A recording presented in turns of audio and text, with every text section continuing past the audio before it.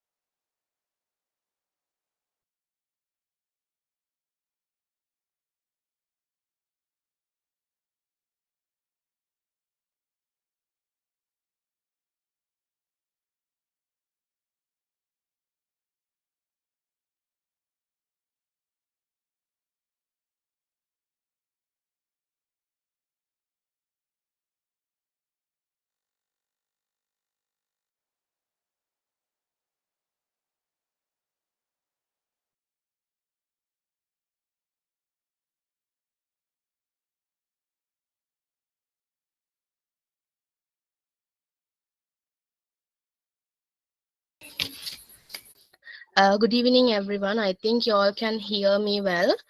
Yeah, you're audible. You can continue. Okay. So, good evening and welcome to our webinar on our Revolutionizing Early Childhood and Primary Education in South Asia with STEAM.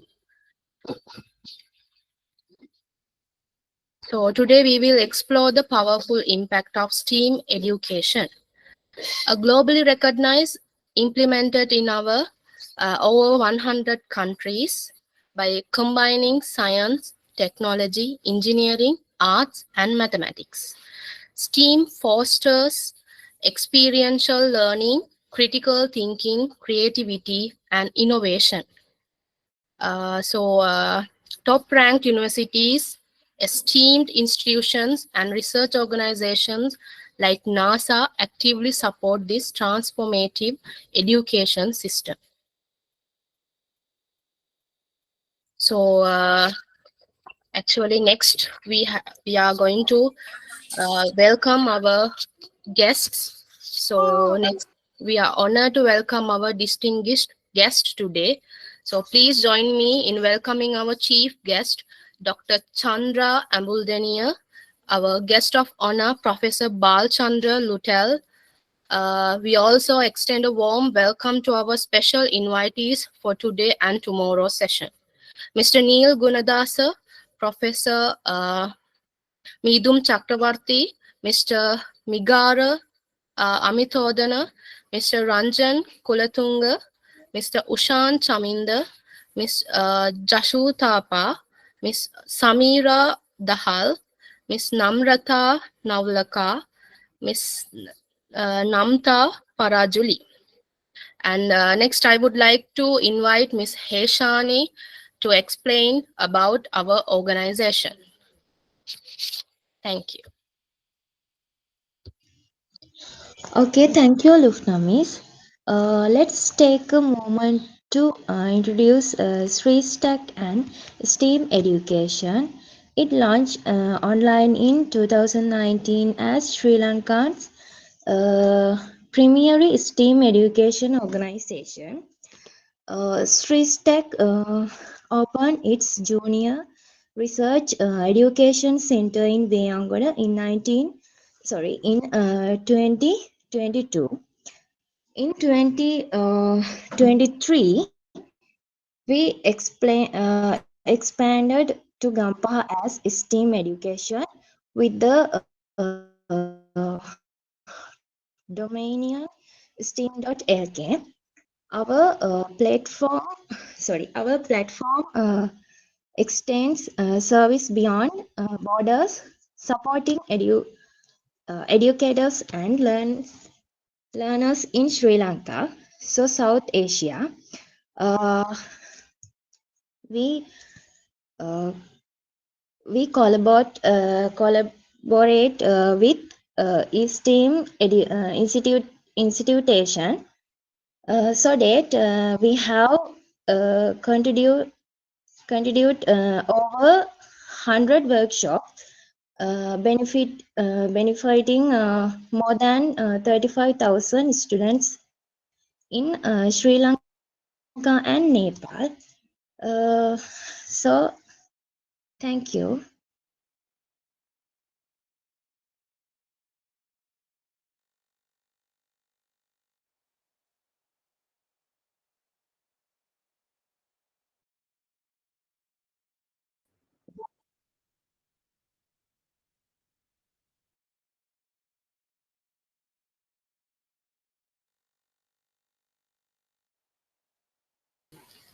So thank you, Ms. Heshani. So next I would like to explain I would like to give a small description about our director, Mr. Dasun Sirimevan. Is the Managing Director of Sri STEAM Education and Director of Academic at STEAM Education. Formerly, he served as a senior lecturer and center head of East of Metro Campus, Sri Lanka. And he is also dedicated STEAM coach. He holds a bachelor's degree from the University of Colombo and the master degree in computer science from the University of Peradeniya. Additionally, Mr. Dasun has completed a master in education specializing in STEAM education and an executive master in computer security. And I would like to give a chance to our sir to explain about our process.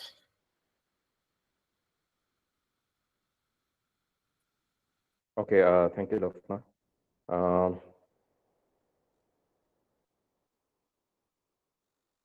okay, first, I would like to welcome again our guest and special guest for today's event. And let me quickly go through the STEAM pedagogy, as well as let me quickly explain what we are doing in terms of STEAM education. So STEAM education is an innovative learning approach, and it is a practical or an hands-on learning approach, and it is interdisciplinary as well. It combines multiple disciplines, and it will teach students, actually it will teach students and it will teach children to prepare for future challenges. So basically, STEAM is science, technology, engineering, arts, and mathematics together. Earlier, it was STEM. In 1956, by European Union, they have started STEM education, focusing on science, technology, engineering, mathematics, but without art. So that time, they have faced a few challenges after implementing this, because the sociology side, or maybe the social sciences, which comes under art integration of STEAM education, was skipped at the initial stage. So most of the students were tech savvy. They were really good in technological areas, and they were performing very well. They invented many things, robots, AI, and many other things. But later they understood they missed the basic idea of humanity. So therefore, the art integration was done in 2006 by USA, and now it is followed by more than 100 countries. Actually, 102 countries are following the STEAM pedagogy nowadays.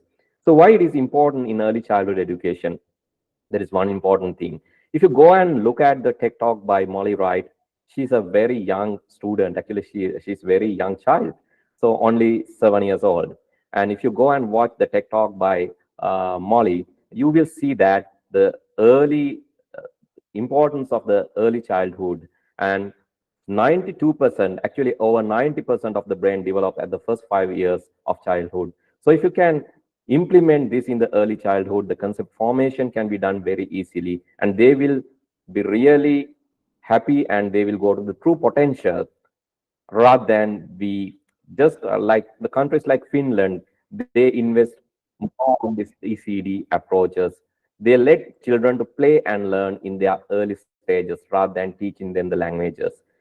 So our mission is revolutionize education by fostering the student-centric STEAM-based approach. And this will drive the problem-solving skills as well as the life skills. So our vision is to create the transformative education landscape where every child is inspired to explore, innovate, realize their full potential of the STEAM education. And our philosophy is mainly child-centric, and it is not forcing, just facilitating the child in the middle. And as peers, parents, counselors, teachers, we have to facilitate the child to learn up to their true potential. An integrated STEAM curriculum is also there that will pull with hands-on experience and team working. So how it is different from the traditional approaches. So because it is student-centric, so the traditional approach of the teacher-centricness is just not there, but it's minimum affection, minimum, like we can say it's minimum amount of teacher-centric approach is used. Mostly we are using child-centric approach. And the key skills including the teamwork, communication, strategic management, stretch management, time management, autonomous learning was promoted. And the empathy is cultivated here. That is the very important thing because we have to think from the other's perspective when solving the problems. So that is what highlighted in the STEAM education. And the objectives to inspire the best version of the child. We are trying to develop the best version of the child at the initial stage. Actually, in our team, we have our own team of experienced members in education, including myself and two more directors, as well as a panel of lecturers. Today, some of them are here, but some of them are not there because of their busy schedule. And we also have independent advisors. Professor Bal, today he's the guest of honor of this event, and Professor Indra. I would like to welcome you as well. So he's also there as our independent advisor. And we have volunteer panel of scientists. Actually, we are now, for the moment, we have 2 scientists, but we are improving that to 30 scientists covering different disciplines. So we are partnered with some organizations, and we are offering programs like teacher education in Sri Lanka and Nepal especially. And so you can see this slide is basically some evidences of what we have done in Nepal. This is one of the schools that we have applied the ECD approaches, ECD STEAM approaches. And this is another school in Nepal. Actually, the school directress is with us. Actually, she is presenting today. This is her school, and we have implemented the approach there also. Actually, she has implemented already, and we were also contributed. We have also contributed. And we have done some interesting workshops. So especially for the STEAM-based career guidance in UWU, and also the National Teaching Training College at Pulasisipura. And so some of the schools you can see here, Nalanda Boys College, Sri Sangabodhi, and St. Mary's, Yashodhara Devi Balika, and Nalanda Girls College in Angoda, Tiripidia Primary, and St. Mary's Way Angoda. Likewise, so there are like more than 70 schools. We have listed only major schools we have contributed, and we are trained with. More than 35,000 students were trained up to now. And in the STEAM pedagogy, we are using studio type classroom environment, as you see in these pictures. The students are given freedom rather than the traditional, the classroom environment where the walls are covering, actually the students were covered by the walls, and actually their freedom was restricted. Here it's studio type. They are given the freedom to study, explore in their own intention, and they are allowed to learn through their own perspectives. And we are teaching age groups 3 to 5, 6 to 9, 10 to 15, 16 plus teachers and professionals. So you can see they are involved in some STEM activities. Actually, you may see this as a preschool sometimes. It's not. Actually, this track we are using for playing as well as for driving robots. And they're learning using the most updated technologies and the modern technologies. They explore by their own. So that's their own journey. We just facilitate. And I have listed some sample activities, but due to some time constraints, so I think we would not be able to play all of them, but I would like to play one activity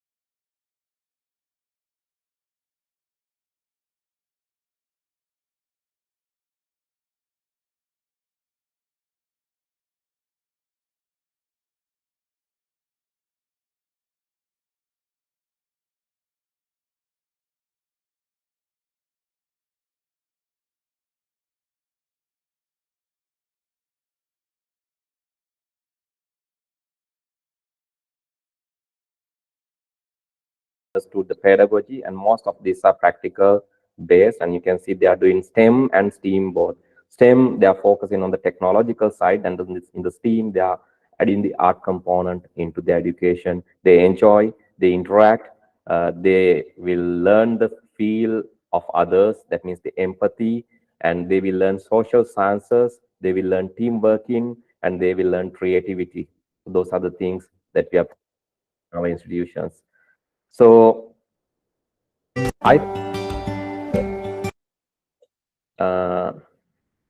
let me allow Lufna to continue to the next presentation. Thank you very much.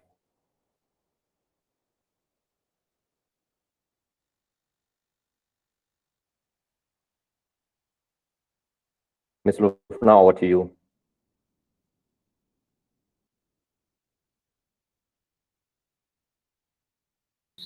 At the same time, I can see some hand raisers.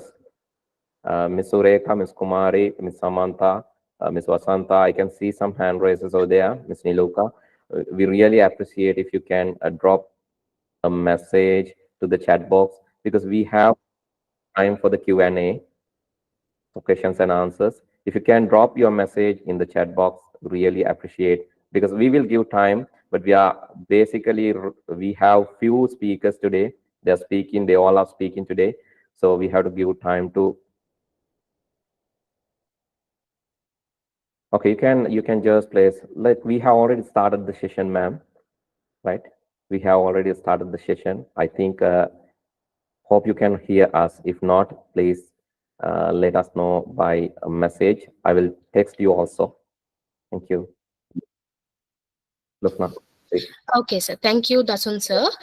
So next, it's my pleasure to invite our chief guest, Dr. Chandra Ambula, to deliver his speech. Dr. Chandra Ambula was the inaugural Vice Chancellor of Uva Wellassa University in Sri Lanka, Sri Lanka's first STEAM university, and chairman of the STEAM Working Committee, NSF. Over to you, Dr. Ambula. Thank you very much. I just want to know how I share my screen. Does it come automatically, or is it? Is there a place where I can share my screen on the screen? Yes, you can use the present now, which is just in the middle of the icon set. So with a square and arrow, there's an icon called present now. I hope you can see that. Present now. Okay, this is the first time I'm seeing this app. I thought it might be Zoom or Team. Yeah.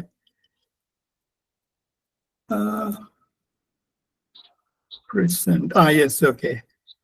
So I need to share my screen before I start. Mm-hmm. You found it, or? Yes, I found the point that you're telling, but then that you have to select the screen. So which you, I think it will be a window, or maybe you can share the entire screen as well. I think you can select the window option if it is in PowerPoint. If it is in Google, it's in PowerPoint. Yes. Can you see my screen now? Not yet, No, sir. Not yet. Okay, just hold on.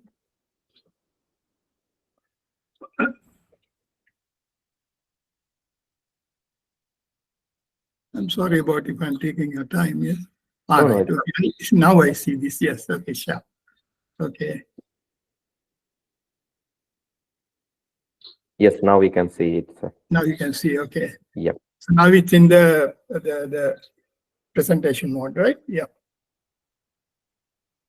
Okay. So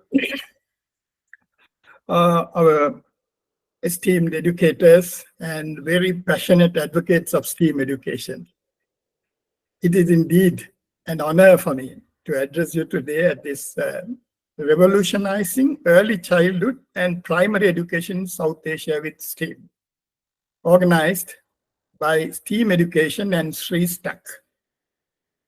I'm delighted that this effort is headed by Mr. Dasun Nilanjana, whom I came to know about 18 years ago.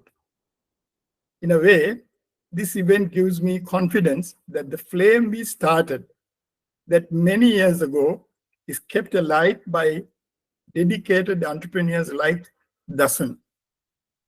I also want to acknowledge Professor Chandra, Mr. Neil Gunadasa, Mr. Ranjan Kulatunga, Professor Midun Chakrabarti, Samira Dahal, Jashu Thapa, Mr. Ushan Chaminda. These are all our panelists, I think, today from overseas as well as in Sri Lanka. And I know the Sri Lankans, of course, they are my friends. As we gather here, we recognize the immense potential and responsibility we hold in shaping the future through education. As Dasun mentioned, very critical for the future. Our one of the leading educationists in administration told me that there is no future for education in Sri Lanka without STEAM. So I'm assured that our education system is going to have a strong base of STEAM in time to come. So our world also has experienced significant transformations due to advancements in science, technology, and innovation. The fourth industrial revolution, as we have been always talking about, and also everything that has come with the industrial revolution, we have gone through and learned how to face it and also to move with the transformations that are taking place very rapidly around us. So STEAM, I'm not going to, explain what STEAM is, that already has been done. It emphasizes, of course, collaborations across disciplines involving artists, scientists, and engineers in designing aesthetics, analyzing data, and building practical solutions. Right. Now, actually, when I talked to Dasun about what I'm going to speak, he gave me permission to speak about the university, that is the STEAM university that we started in Wavellasa. That was in 2005. So I will initially talk about that, and then I will tell you how we moved forward in this manner. So we started the STEAM university. Then we, took STEAM to the National Science Foundation. Then we took STEAM to the ministry, and then we took STEAM. We started using data from rest of the world, where we are learning very fast how to adopt it in Sri Lanka. Now, I call it ubiquitous STEAM. Why? Because it's present everywhere. So in 2005, 2011, I was at Wavellasa as the Vice Chancellor. Of course, I went there. I was invited as a guest to, the coordinator to find the location and set up a university. But very soon I had to accept the role they offered me as the Vice Chancellor, so which I did. And when I went in there, I started all these programs. By the time I left, I had all these programs, which are all interdisciplinary programs. Export agriculture, tea technology and value addition, palm and latex technology and value addition, and aquatic resources technology, animal science, hospitality, tourism and events management, entrepreneurship and management, computer science and technology, industrial information technology, mineral resources and technology. This is what I gifted Uwelasa University when I left Uwelasa in 2011. So, of course, there's one also.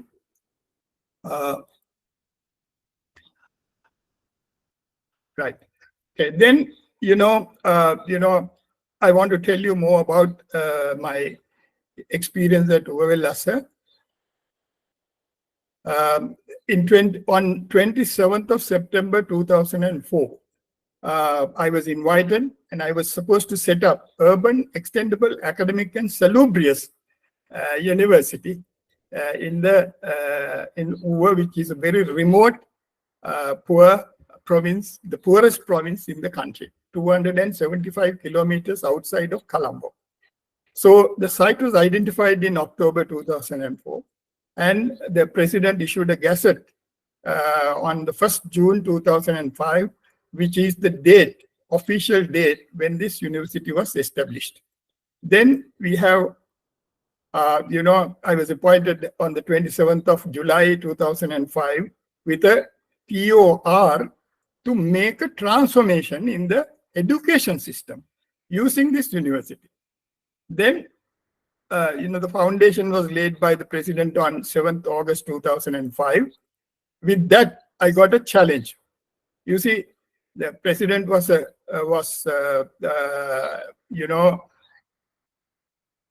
she issued an order that I take the first batch of students in 1 year. So I had no excuse. She had laid only the foundation stone, but the directive was to set up the university and take the students in 1 year. So I had to move very rapidly, and I did. The first intake of students came in on 30th July 2006. Then the first lecture was held on 7th August 2006. Then, first batch started with 5 programs only out of those 11 programs which I showed. And the second intake of students on 30th July 2007, second batch of lectures started 7th August 2007. Then the third intake came 30th July 08. Then the third batch lecture started on 8th August 2008. You can see that we have very consistently been keeping up to the date and not missing a date even. But until, of course, now it is not synchronized, but the third batch also started with 8 degree programs. Now we have increased from 5 to 8. Then we had 10 extension courses at that time. We also had the president. I suddenly realized that I have not opened this university because we started a new university. The foundation was laid, and now I'm the vice chancellor. And after 4 years or 5 years of operations, I remembered that it has to be opened. So I invited the president, and then he came and opened the university on 5th August 2009. Then all the cabinet members also came there. So it was a very big event there. Then fourth intake came on 30th July 09, and 11 degree programs we had, and 1 postgraduate program, and also 15 extension courses. So finally, we were doing research on value addition, and also we had CSR projects, and 1,800 students when I left the university in 2011. I just want to show you what I left for Uwelasa when I left.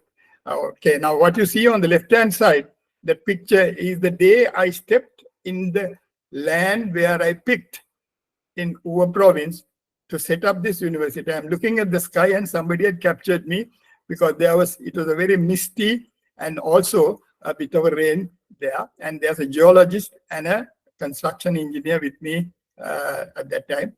And I'm, this is a rundown tea plantation with a lot of vacancies. So I had no regrets. Then for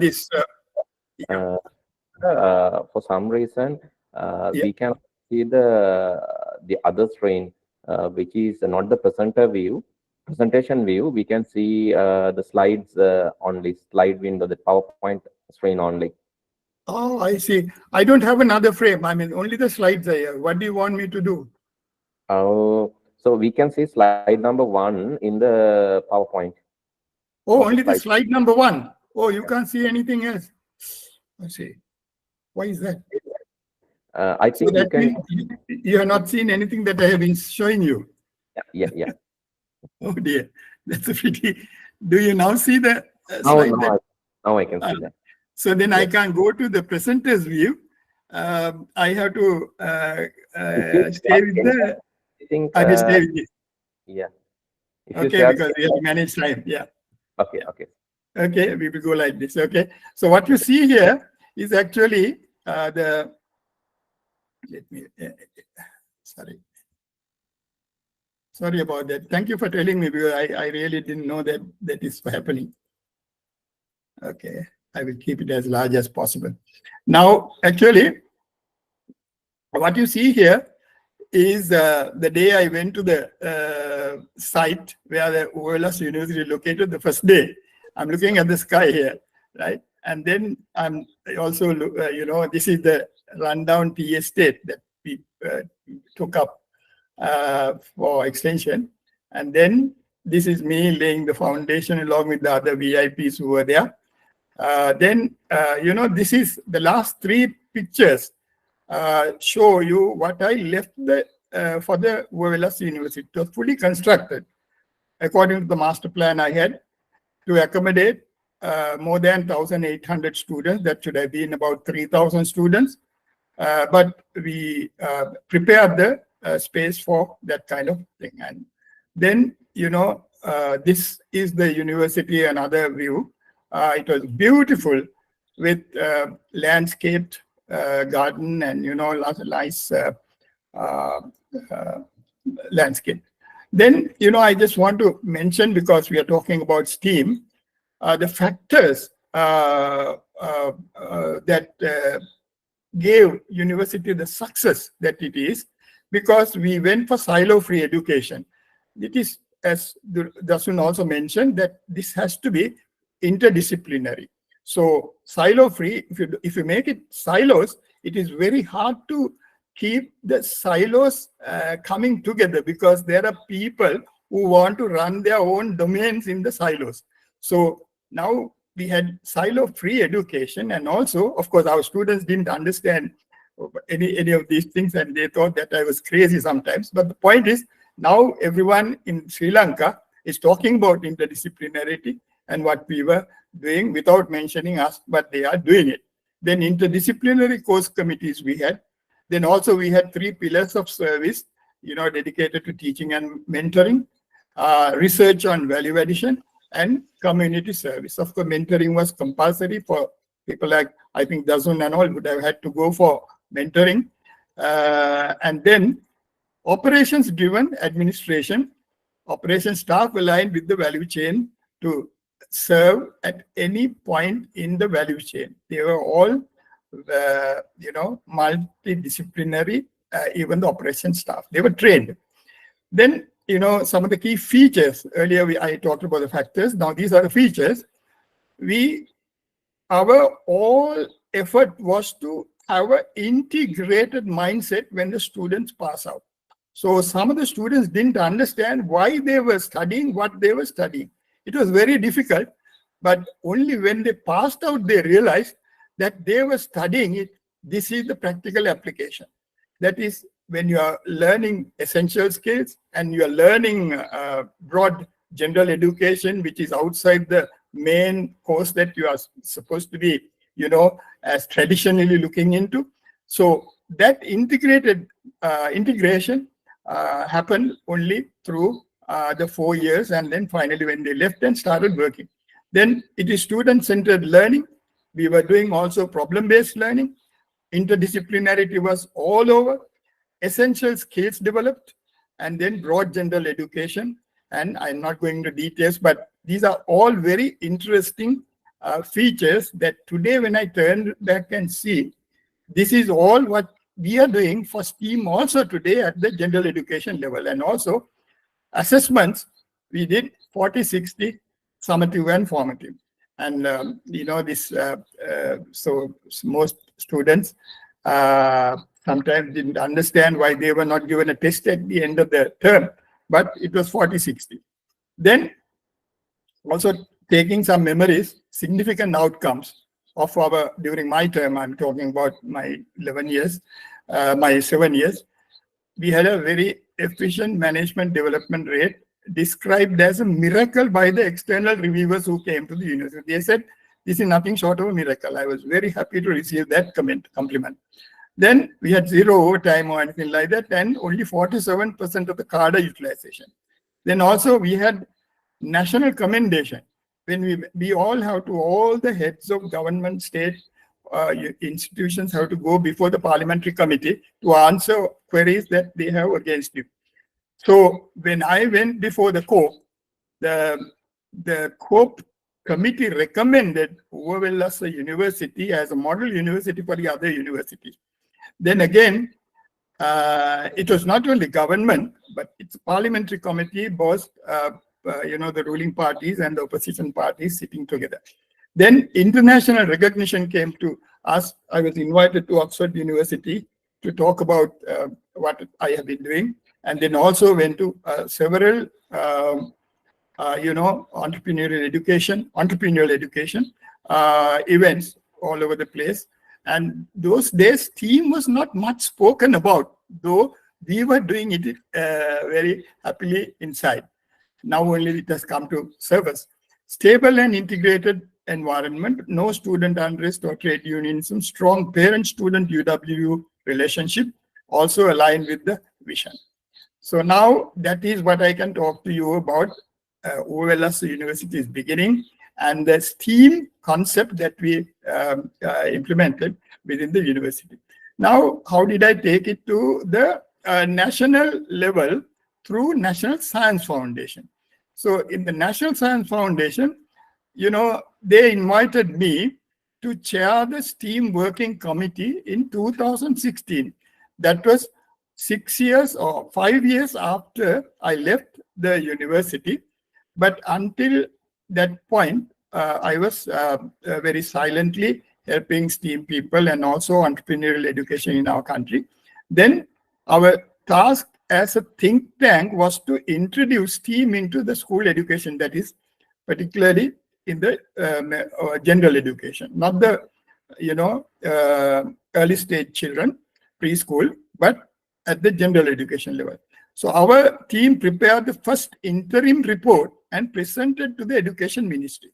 The working committee continued to support the Ministry of Education, and then we prepared a complete implementation framework for STEAM. The ministry launched this framework in 2023. So that's a very brief story about the efforts that we put to nationalize the, take it to the national level. Then, how talking about integrating STEAM education into the education curriculum. How do we do that? So strategies for incorporating cognitive learning, right? This is talking about cognitive learning. Then, problem-based learning, collaborative learning, and motor skills. We know the 3 domains, and the motor skills and actions are key strategies for integrating cognitive learning into STEAM education. So then, teachers also can foster a supportive learning environment by encouraging hands-on learning, promoting collaboration, and making learning relevant to students' interests and passions. Now, these are all coming from our experiences. And also, when we talk about transition to a STEAM system, gradual transition to a STEAM system should be supported by teachers and resources. We can't do it all, overnight. So it has to be gradual. And then also collaborative planning, student involvement is important, assessment and evaluation, resources and support. Continuous reflection and improvement is very important. And also formative and summative assessments are essential steps. So you have to, formulate the strategy of assessments because it's very, very important. In Sri Lanka, they tried SBA, who-based assessment. So I'm recommending them that, we need to start it all over again and, do a better job. Then, because it has to be nationwide. Then national assessment standards national assessment standards are crucial, as I said just now, for consistent and meaningful student learning across the country. A national STEAM curriculum can guide schools on teaching and integrating STEAM components. Now, there is a national education policy framework coming up very shortly, and it is already approved by the government. So now it is being worked out. I made a complete study of the education framework. I'm also preparing a human resource development plan. But this is education, NEPF, which was actually a huge teamwork. I was not in that team, but they did that.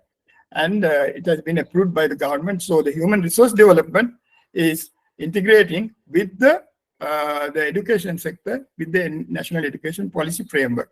So we have to do a lot of work with that. Then school-based assessment, a national assessment framework, professional development for teachers, a system for sharing and comparing results, and regular review and revision of the assessment framework is very essential. Then we also, have effective development. Otherwise, children, as Dasun mentioned a little while ago, that you need to be very emotionally sensitive. You must have a lot of intelligence. So effective development, positive learning environment, encouraging self-reflection, teaching social emotional skills, addressing stress, and promoting a growth mindset also can support emotional and social growth. So then distributing STEAM practices throughout a student's 13 years of schooling. Strategies include starting early, integrating STEAM into all subjects. You can't leave out any subjects from STEAM.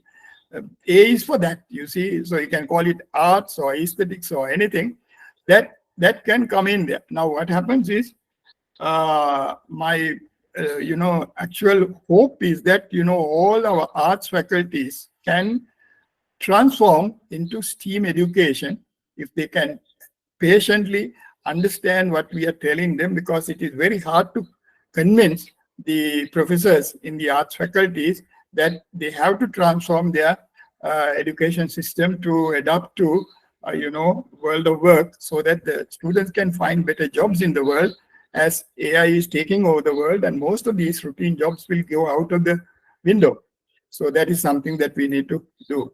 And then also talking about KPIs, we need student achievements, teacher satisfaction, student engagement, program attendance, technology utilization, career readiness, grades, project-based assessments, and surveys. So these are all in that KPI. I mean, these are not the only, but there are lots of, I have prepared hundreds of them for different objectives.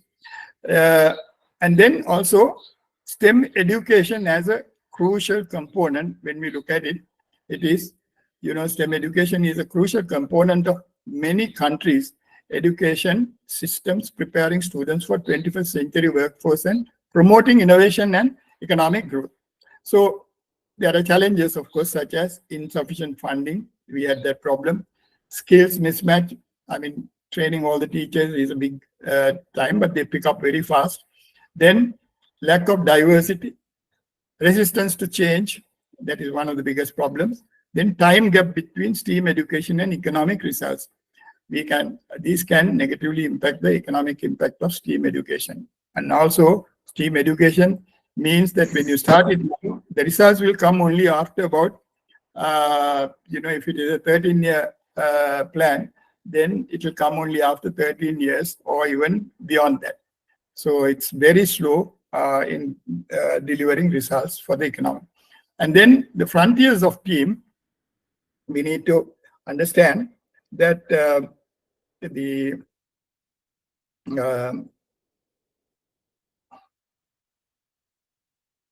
rapidly evolving landscape, STEAM is at the frontier of innovation. Exciting developments in quantum computing, biotechnology, and CRISPR, space exploration, renewable energy innovations, artificial intelligence, neuroscience, biodesign, and mixed reality experiences are reshaping our world. Quantum computers comprise exponential speed-ups for complex calculations, while biotechnology and CRISPR enable precise modifications to DNA for applications in medicine, agriculture, and environmental conservation. And we look forward to the future when these things will become tools in our hands in Sri Lanka for our scientists to use.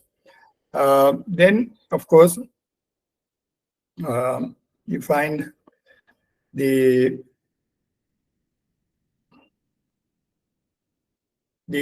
ethical considerations very, very important, because as AI becomes ubiquitous, ethical AI and bias mitigation are crucial. Organizations like OpenAI emphasize responsible AI development. 3D printing and additive manufacturing revolutionize production with sustainability-minded designers exploring recycled materials, right? And ocean exploration and marine conservation involve oceanographers studying deep sea ecosystems and discovering new species. You see, and there are lots of things that you can go into the details of this that will make ethics of these issues very important. Now, for example, in 3D printing, somebody can develop a gun. So that is a very real threat. It's a big threat. So how do we really, overcome that kind of threats?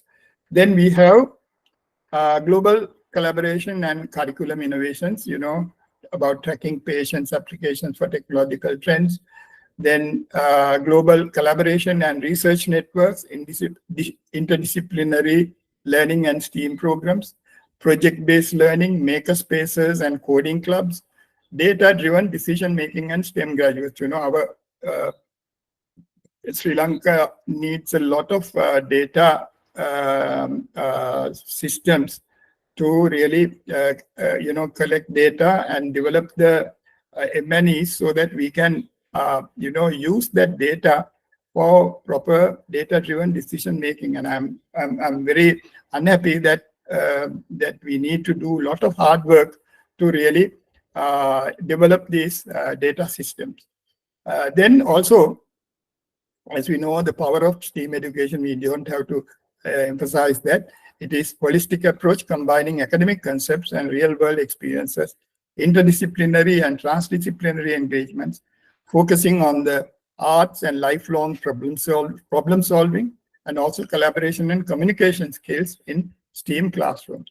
Now, when we go to the implementation at the ministry, as I mentioned, this was my third experience.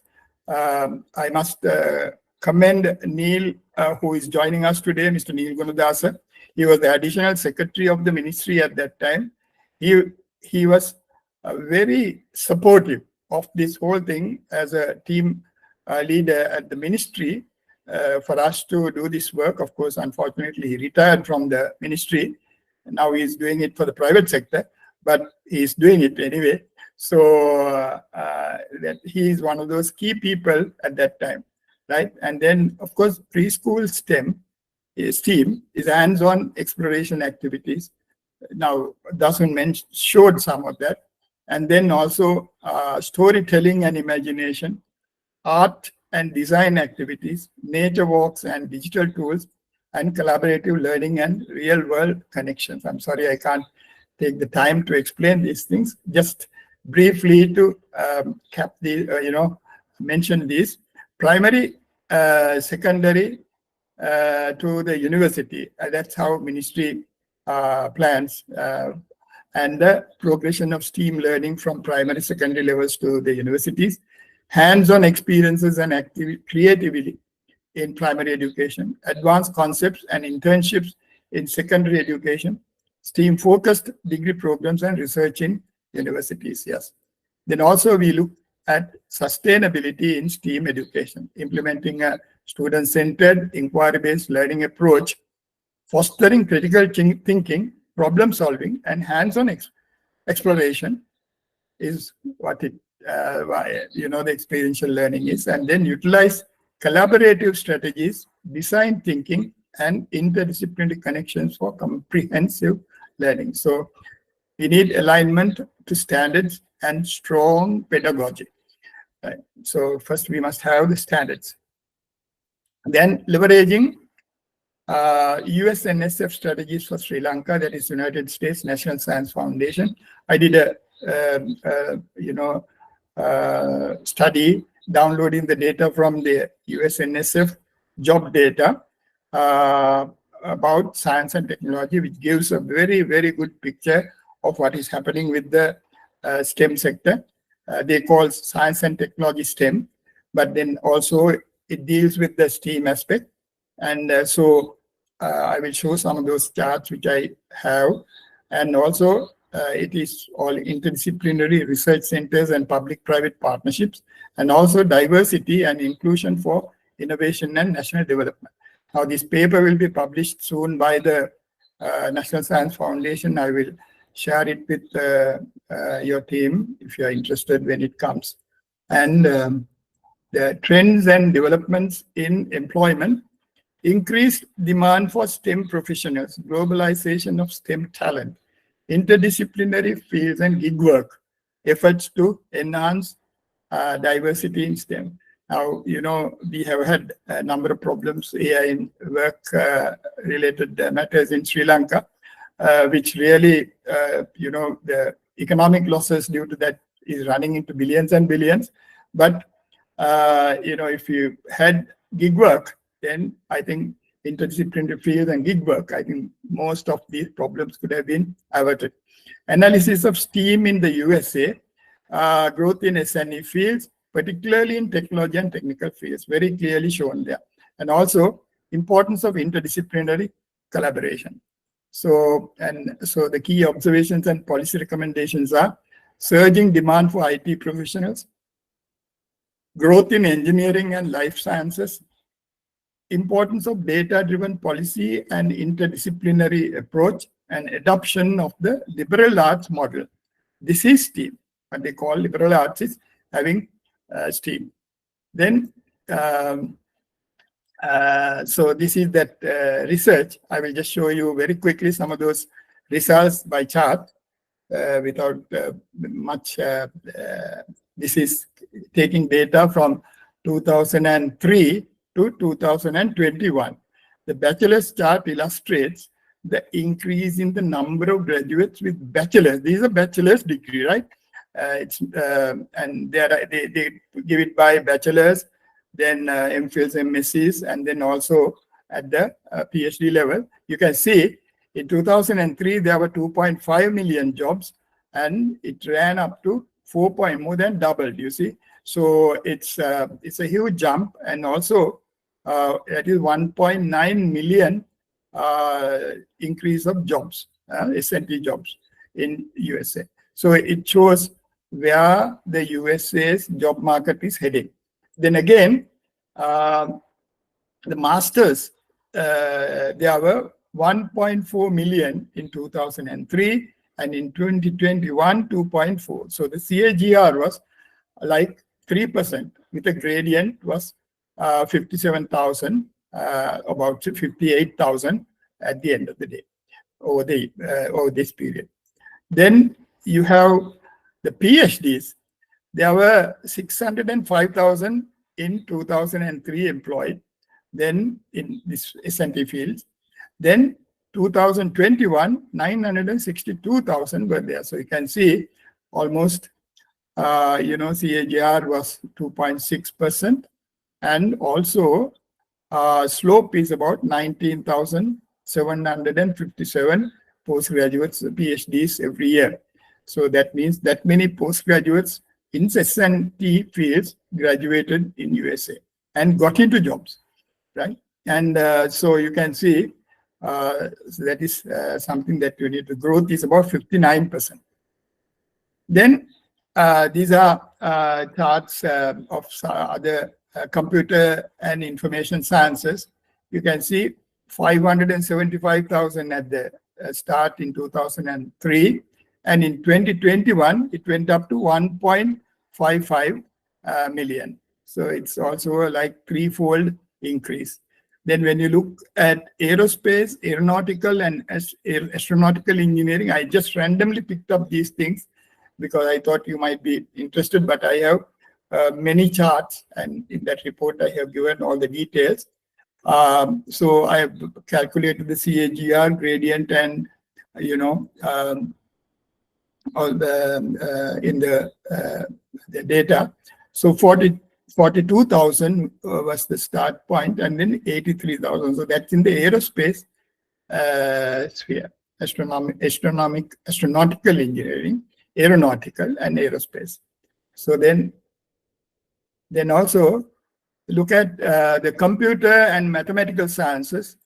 Now, I mean, in this field is 751,000 going up to 1.795. I hope you can see these charts.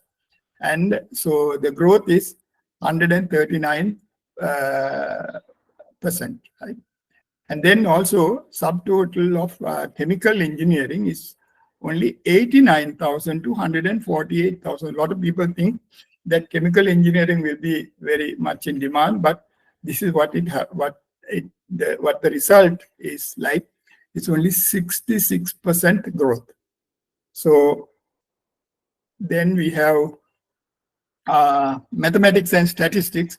That is also today, very soon, maths, statistics will be taken over by the data scientists, and then will be very much automated. But how you can use that for other purposes is what will become more important. Here also you can see that 176,000 in 2003 gone up to only 239,000. Like, so it is 35.8% increase. And also what I have to say is that in Sri Lanka, a lot of people resort to statistics, which is, for me, is no use. It is data. So how do we collect data and then use it effectively with the data science applications we have now is what matters. So, and then also civil and architectural engineering, you can see here, 225,000 jobs gone up to 296. It is only 31.6%. So civil and architectural engineering also, there is not so much growth. But during this period of 2003 to 2021, there was quite a lot of construction booms during that period. But yet, this is what the civil and architectural engineers gain, right? I have made some points here with details, but I will skip this for time's sake. And also, we know that COVID-19 impact on K-12 education was very severe.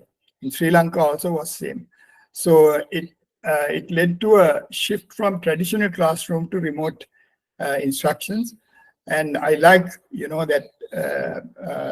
that we should be able to expand it more and then give more time for flexible learning hours for students, and then also to give them the opportunity to learn more on the internet. And one of the universities in US recently adopted the resolution that their professors should not be AIs, because it had come to a level in US that, this was only one university, but not general, that, they were, even the AI, if you use AI can advise, give instructions, give directions, and also make students learn a very good deal of things from AI. So US is projected to face a significant shortage of qualified talent in science and engineering fields in time to come. And then also improving math competency and fostering interest in STEM must start early in child's education and each across all communities. So I would like to end up my speech here. I hope the opportunity that was given to me by Dasun to speak a few words about the history, starting from Uwelasa University up to now, is something very something that I really liked when I accepted it. And thank you very much, Dasun, and I wish you all the very best for your efforts and your team. You are a very good entrepreneur because Ugavelasa was also the first entrepreneurial university and first team university. And as an entrepreneur, you have done a great job by adopting STEAM for your social enterprise. Thank you very much. Thank you, sir. And small question from Ms. Anusha, whether you would be able to share the slides or the presentations.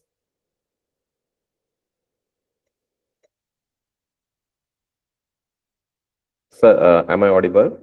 Yes, sure, yeah.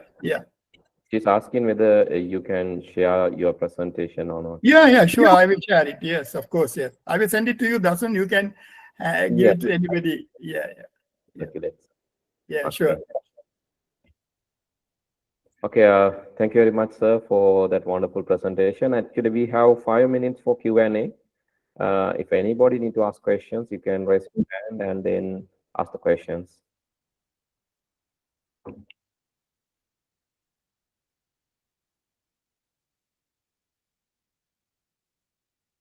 So if you want to ask questions, the time is for you. I saw a lot of raised hands. I think you can ask the questions now.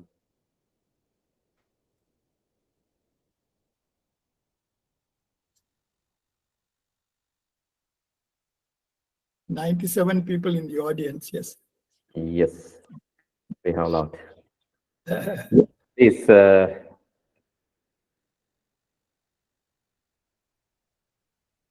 Okay. Okay. So from my side, actually, so is there any idea about like when we can actually implement? Like it will take 13 years, yes, for sure, because we have 13 years of education. But like when it will be officially implemented at the level? Well, there's an election coming now. So whatever the previous government's plan changed when the new government, because, I don't want to go into this story, but it is so sad that we don't have sustainable national policies, you see. And now only national education policy framework has come into the education sector, which is actually, in my opinion, is one of the most robust foundations. It can be adopted in so many different ways. One of the most impactful things in the national education policy framework is actually the ministry will become a policy driver, not a administrator. Administration will be delegated to all the provinces, and all the schools will go under the provinces. So anything that is newly starting as a university will also be going into the provinces. So this is something, I have a very interesting presentation about the transformations of the National Education Policy Framework. And in that one, I have shown analytically that the three main domains and the education sectors, how they are getting impacted on by this transformation. But I like all of them, and there is plenty of opportunity for the public sector like yourself to really participate in the development of education. In implementing preschool has been given very important places. The National Institute of Education has been given the responsibility of taking over the preschool, now giving it special attention as to how they are going to develop curricula and all that. So that's when people, if you are interested in preschool, then NIE is the place you can talk about policy. And then, of course, those institutions will go under the provinces. So under the provinces means if it is done by the government. But private sector, wherever you are operating, your administration matters will come under the province. So in your when you're operating in Colombo, it will be the Western province. Yes. Yeah. So few more questions. Ms. Himesha is asking what kind of place STEAM has for languages, especially English as a second language.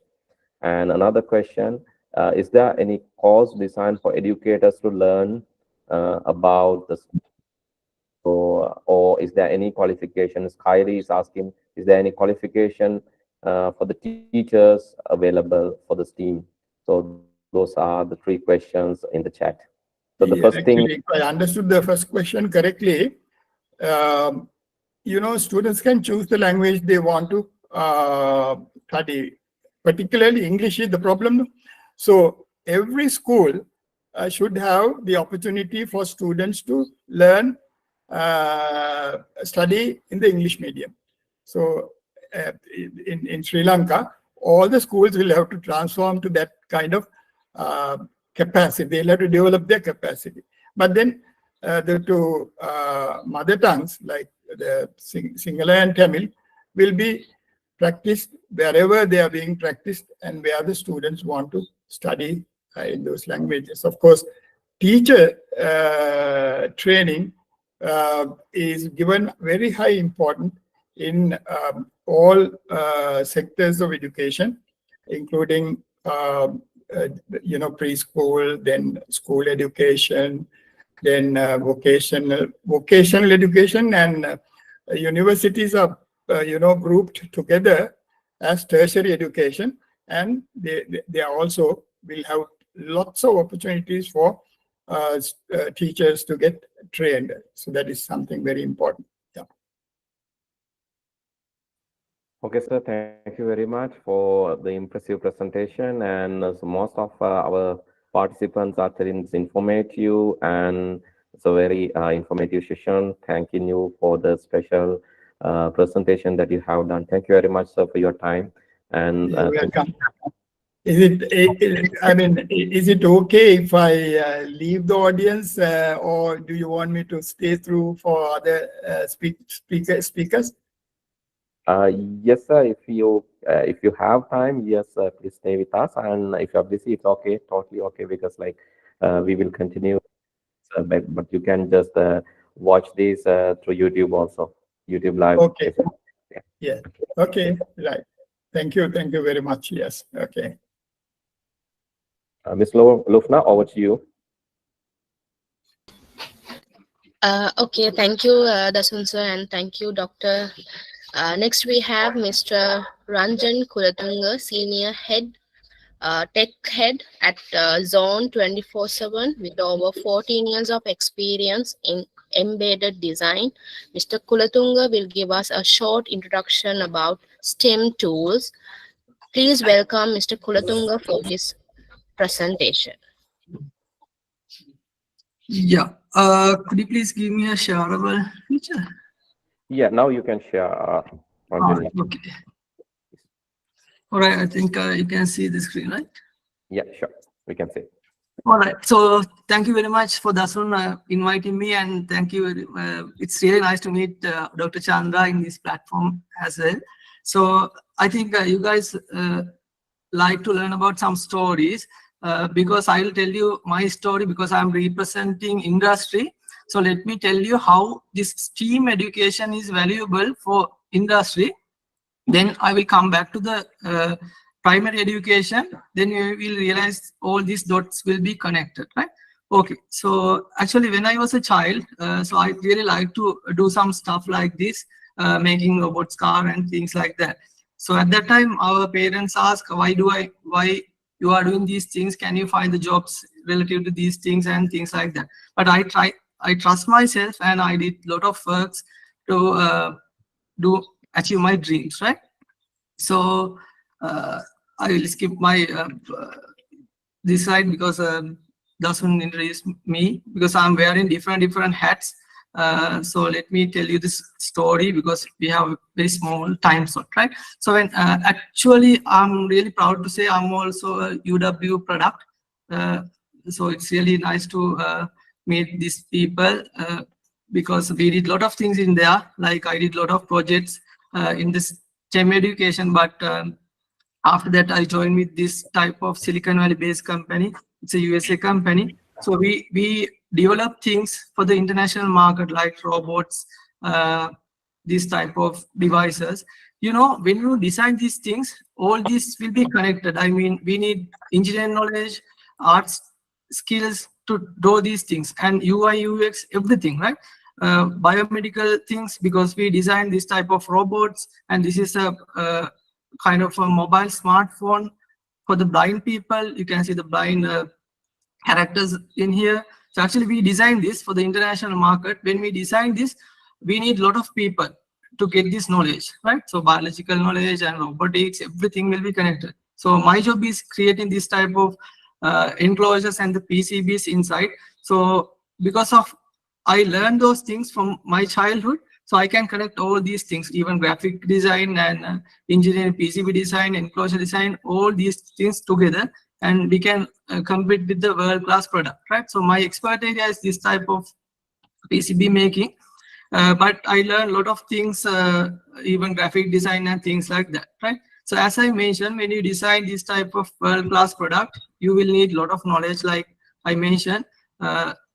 Because of all this STEAM knowledge, you can do that, right?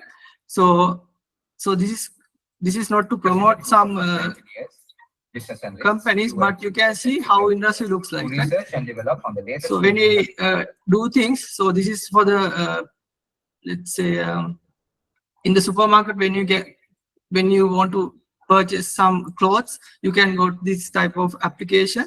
So then it will scan your avatar, and you can check the clothes match to your body, and you can get all these things, right? So can you imagine fashion design and engineering, UI, UX, all these two things come together, right? So this is the power and beauty of the STEAM education. That is why we have to teach our students to learn those things, right? So even biomedical and things like that, right? So a lot of job markets in this area, even when you do the robots. So we have to power AI and machine learning, things like that, right? So that is why we started this program. Actually, it is called Makerspace. I did this in the US Embassy in Sri Lanka. So a lot of students learn from this platform called Makerspace. It's a STEAM education, but and also we did some STEM education as well in this platform. So when you come to the STEM and STEAM education, actually there is a part called empathy, right? So that empathy part comes with the STEAM. Let me show you, right? So we did a lot of workshops like this to empower this education with teachers and students, university students, and things like that. I'm not going to share this in detail. You can see the things, right? So we did a lot of exhibition in Sri Lanka, and a lot of things happened, right? So last year I went to USA because of that programs and everything. You know, in that countries, so there are a lot of opportunities to get together to do a lot of things, right? So there are some accelerators, incubators to learn those things, right? So I went MIT, Harvard, NASA, and make a space in there. And I learned a lot of things from there. You can see the culture. Actually, we need to build this culture in our all countries, right? So when we have this type of countries, so you can see this is in the NASA environment. So they have some STEAM education environment. So they teach kids in this field, right? So it's really interesting things to learn these things, right? So this is Thomas Alva Edison labs, and in that country they have science labs and summer camps, boot camps, this type of concept they have. So we grabbed those things, and we started our own thing in our countries as well. So these are science lab and things like that. So after that we started our things to our students, and we did some educational platforms and things like that to learn robotics, electronics, and things like that. But after that, we started STEAM education, because, you know, from the industry, we have to build our next generation, right? So now onwards, we teach all these things to our kids to to integrate all these things. When you do some works, actually all dots will be connected, right? So science experiment, even when students come to these spaces, right? So you can see we are not teaching robotics and things like that. We grab their natural talents with their we identify their fashions, and we accelerate and we support to improve those things, right? So it's really interesting things about this STEAM education. You can see we did a lot of interesting activities in this education, right? So actually we went to some real environment to get real experience, because nowadays students will learn a lot of things, but their empathy will go on, because we have to connect with the people, right? So networking, it's the most powerful tool, right? So like that, we also contributed some things to this STEAM thing. And actually at the last, it's all about connecting dots, right? So you will learn a lot of things like science, technology, engineering, maths, and arts. When you do something, all these things will be connected together to do that work, right? So so that's the beauty of STEAM education when you do the things, right? So with that message, I'm going to wrap up because I have a small time slot. So I think you get something from my slide, and thank you very much, Dasun, for inviting me to share the things. Thank you, Ranjan. Actually, Ranjan is one of my friends. We met like 18 years ago. Still, we have lovely friendship with us, and he's into mechatronics initially. I went in biology side, and I came back to robotics and AI because I went to the information technology side. Then I just transformed. Initially, I went to the biology, but went to learn biology, but I just transformed my life to the technical side and the ICT, and then to the education ultimately. Actually, it's really impressive. And together we will be doing, like in future, we are planning to do a massive work together with Ranjan and all the other people here. So we met like a lot of innovators in the foundation program. And if there are any question, you can drop the message to the chat, and he will reply, because he is going to stay with us for a few more minutes, and he will reply. Just drop the message, because we have to move to the next presenter, which is our guest of honor today. And Lufna, I think you can invite our guest of honor to do his presentation, please. Yes, thank you, sir. Now I invite our guest of honor, Professor Chandra Lutel, to share his insights. Professor Lutel is renowned expert in STEAM education and currently serves as the Dean of the School of Education at Kathmandu University. Over to you, Professor.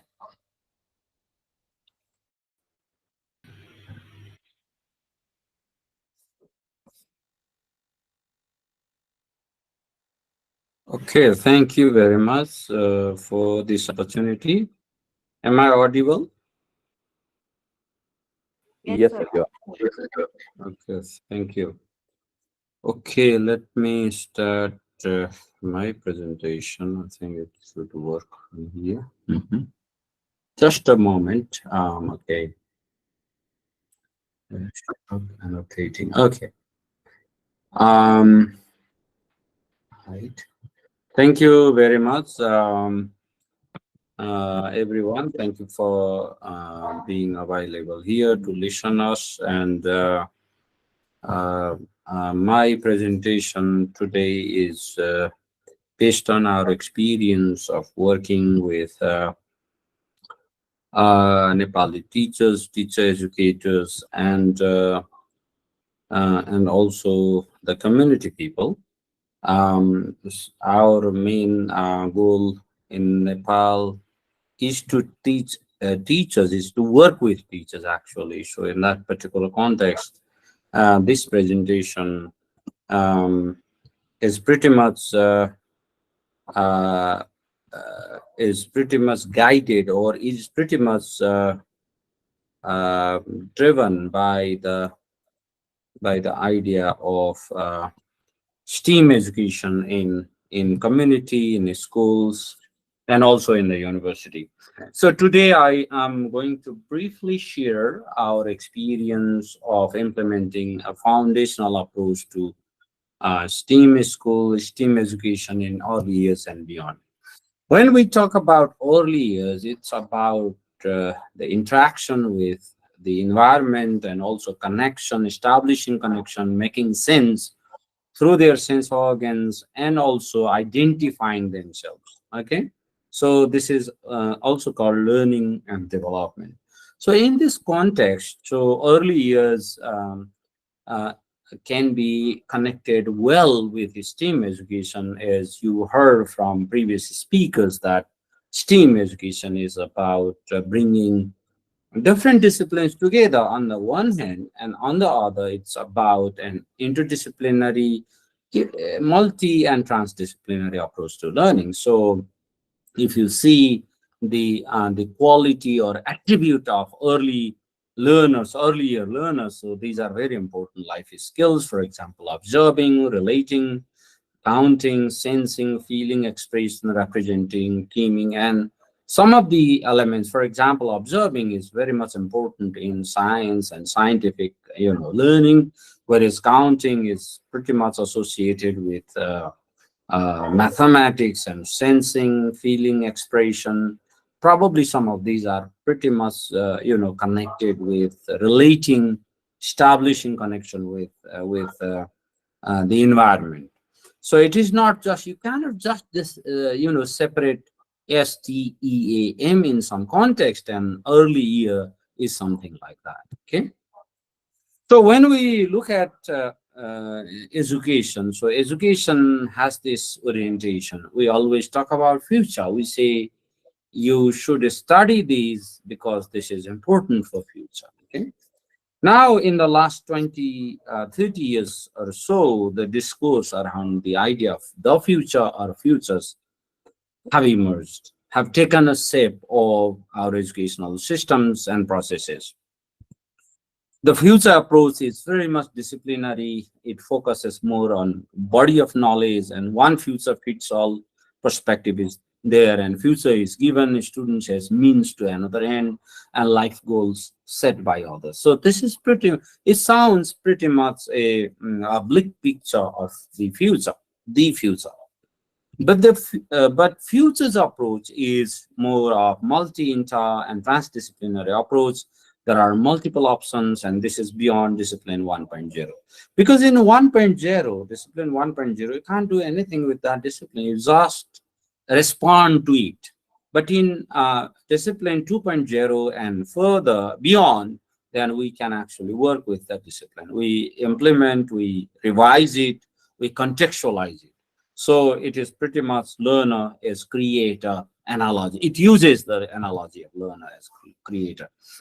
And when we talk about these approaches, these are the changing landscape of education, the futures approach, and also these connecting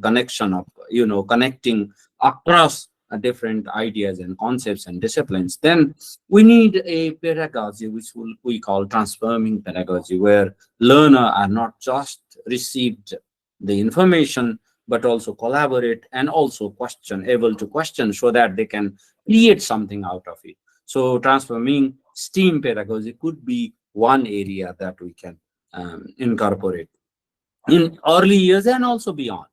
So for this, we also need to develop curriculum perspective. So here I'm trying to give a sneak preview of two strands of curriculum perspectives. One is very much classical curriculum. The other is pretty much progressive curriculum. Let me give a sneak preview. So when we consider curriculum as content or subject matter, then this is of course, this is a dominant image of curriculum, and where subject matter to be taught is its image. And here teachers often ask this question: what topics, exercises, activities, tests do I need to cover during my teaching of this subject, of this year, of this great labor? Dasun, So I think I think the slides are still in the Yep. first slide. Yep. Still, Not they are not moving. Oh, I'm sorry. Something I- happened then.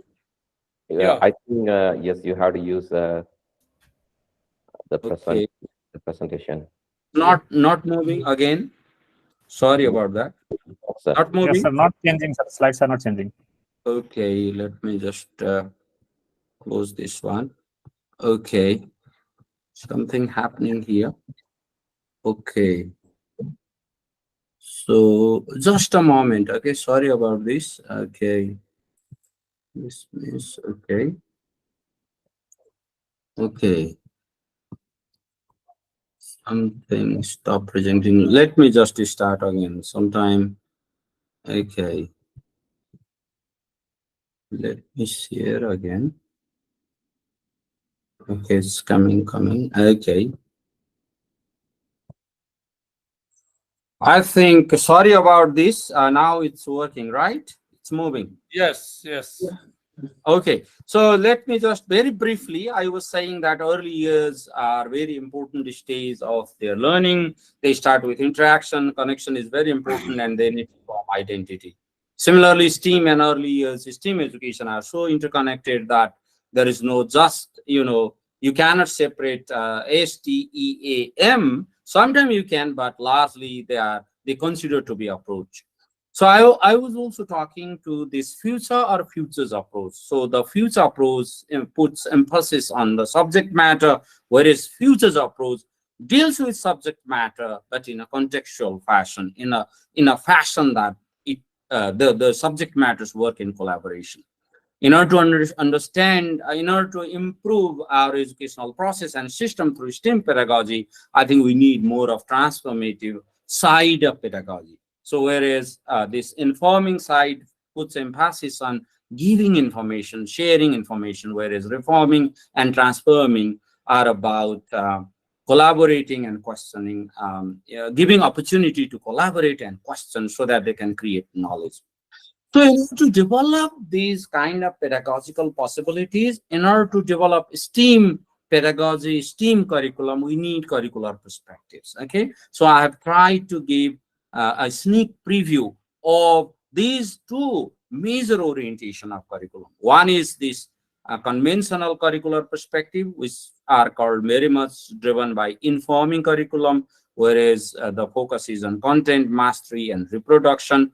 Whereas reforming and transforming would be focusing on lived experience, learning outcomes, and reconstruction. Let me give a sneak preview of this. So when we say curriculum is content, this is very much dominant image of curriculum. Here, teachers ask this question, what topics, exercises, activities, tests do I need to cover during my teaching of this subject for this year level or grade level? So focus more on topic, subject matter, and activities and test. Then you can see this image, the difference between instrumental understanding focuses more on memorization, whereas relational understanding with the emphasis of which would be meaningful feat. So, and the next image is curriculum is mastery. This is actually derived from business, industry, and military. This approach actually focuses more on training. So, certain skills would be very much emphasized here. So the teachers often ask questions, not just content, but also the misconception or missing background skills that they need to fix among the students. So what misconceptions or missing background skills do I need to help the students overcome to achieve mastery of this topic? It again solves the subject matter, okay? So this is curriculum as mastery. The emphasis here would be on developing mastery within a narrow boundary of subject matter. The next is curriculum as reproduction, and the emphasis of this curriculum is actually to adhere to the purpose of schooling, is to reproduce official knowledge, national knowledge, and values for the next generation. For example, in Nepalese context, maybe the Buddhist or Hindu, cultural sort of knowledge would be needed, and maybe in Sri Lanka, maybe the Sinhalese or Buddhist culture would be needed. So this is a kind of dominant, the image is to reproduce the dominant cultural norms and values. So here teachers often ask these questions or say this way: I must be a role model for my students and demonstrate strict adherence to social codes and norms. So this is called curriculum as reproduction. These three actually, content, mastery, and reproduction, they are they probably would contribute to this dimension. For example, this is a cartoon, and in a context where the graduate goes to face the interview, and the interviewer, the employer, asks this question: I see you did well in schools, but what real world skills do you have? And the student, the prospective employee would respond to this way: yes, I can take tests. So this is the outcome of these three curricular images. So content, mastery, reproduction, this is pretty much called input model. And this may be necessary. We may need content, we may need to develop mastery, we may need to reproduce national or dominant cultures, but they are insufficient. And so we have other three sets of curriculum orientation. So they can be called as progressive curriculum images. Curriculum is lived experience, curriculum is learning outcomes, and curriculum is reconstruction. Let me delve into them very quickly.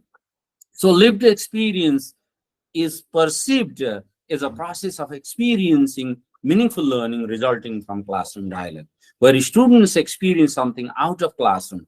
Probably they engage in robotics activities, they may engage in building kitchen garden outside of his school, and they bring those experiences. In that context, the teachers would ask, how are my students making sense of their learning experiences, and how can I make use of their out of school experiences?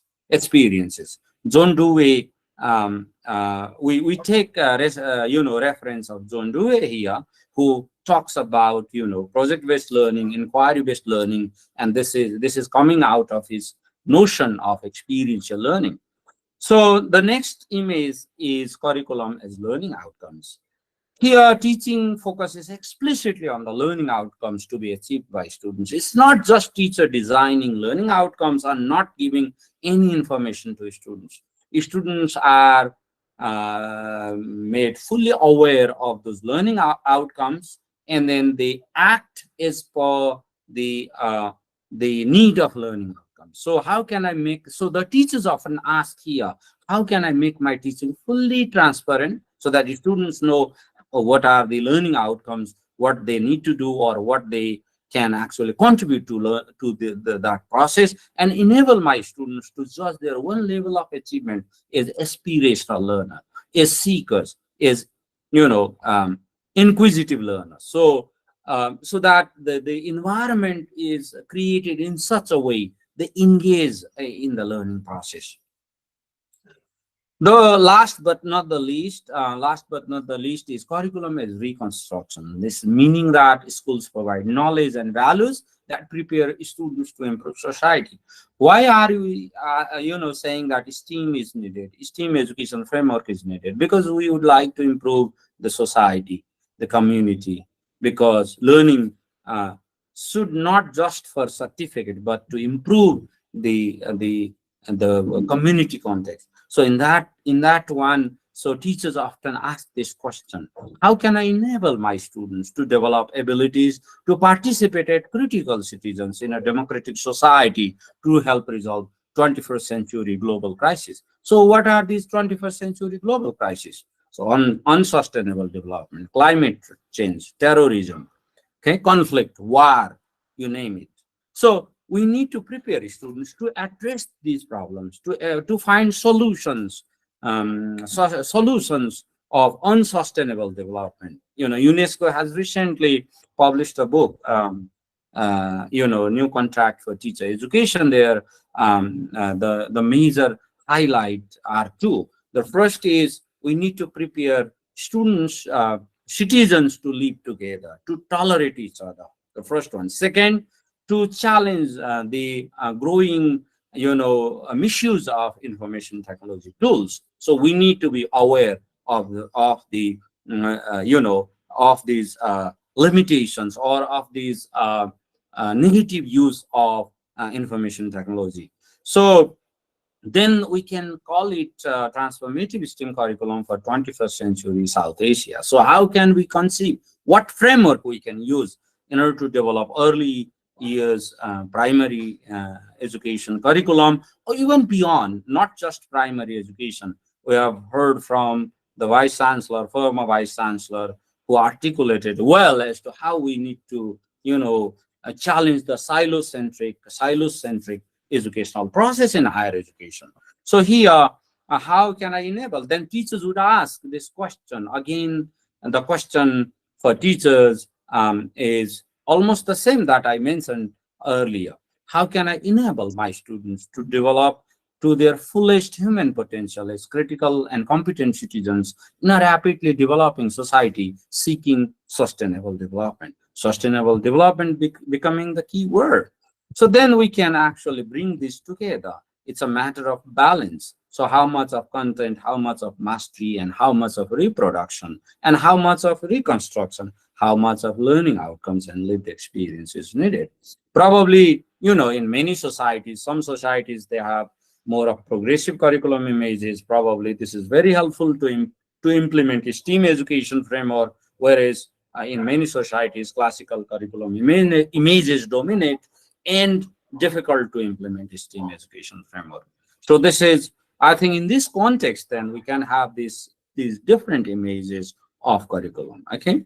So, and for this we need, assessment. Again, the former Vice Chancellor was also talking about the assessment. Assessment is very, very important, and we need this, not just fault finding, but more of developmental and improvisational, more assets-based and empowerment-driven assessment. Which assessment here is not just to give certificate, but also improve learning. So assessment, not just assessment of learning, assessment for learning, and assessment as learning. So then what would we consider STEAM education here? This is my very shallow, superficial, kind of map. But as I said earlier, STEAM is not just STEAM. It is more than that. It is an approach. Of course, at some stage, it is a framework of multi, inter, and transdisciplinary learning. And in other contexts, it is an approach to curriculum development as well. So in this context, science can be equated with inquiry. Mathematics is not just about calculation, it's computational thinking. And arts would be creativity and imagination, so on and so forth. And engineering is about developing engine, local solutions, okay? And technology, designing, developing skills, so on and so forth. So this is a very brief kind of summary of what we have been doing in Nepal and what is the framework being considered. So, and then again, within that, we need sustainability education. We need to think of why are we thinking of STEAM education? The primary purpose, actually, it's not just STEAM, but any kind of education should contribute to improving the life. And in the meantime, we need to sustain this planet Earth. Okay. So then we also need critical cultural consciousness. Many of our cultures, especially learning cultures, need improvements. Maybe, broader culture is also need improvement because this is culture is always improving. But again, the important part, what we need intervention is, learning culture in schools and in university. So this is, I think this is the end of my presentation. Thank you very much. And I'm more than happy to share my slides. Sorry about the initial glitches. I can share my slide. Dasun sir has the slides and he can share with other friends. And if you have any questions, I'm more than happy to respond to if I may. Okay. Thank you.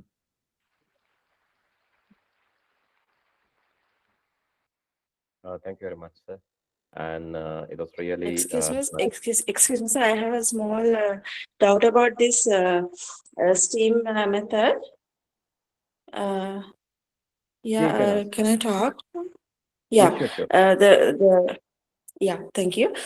So the problem is, I know that STEAM is science, engineering, technology. That I know the subjects are included. I mean, those areas are covered by that. But I want to know that when I take another subject like geography or something like a language, English, whatever it is, can we do this that type of a subject using the STEAM method, or STEAM method is just science, technology, or that those 5 areas? That is the question I have. Thank you very much. May I respond to Yes. the question? Thank you very much. I think, STEAM is an approach. May I say briefly that we have STEAM-based maths education, we say STEAM-based science education, and we also say STEAM-based language education. For example, in recent years, we have shared and we discussed with teachers about a poem written by a great Nepali poet, which is in Nepali, of course, not in English. But if we apply that in English, then, Nepali, it can also be applied in English. So we can, what we did there, that we identified the content that is related to plant. For example, a poem is related to plant, then it can be connected with science. If it's about, if there is some kind of measurement or quantity kind of thing connected with mathematics, so on and so forth. So if something has to build there, then it can connect with engineering or technology. So we have done that. That is possible. So it's not just for science, not just for the subjects they are mentioned here, not just for STEAM. It is STEAM. There is A. So if you teach geography, it's it can be well connected.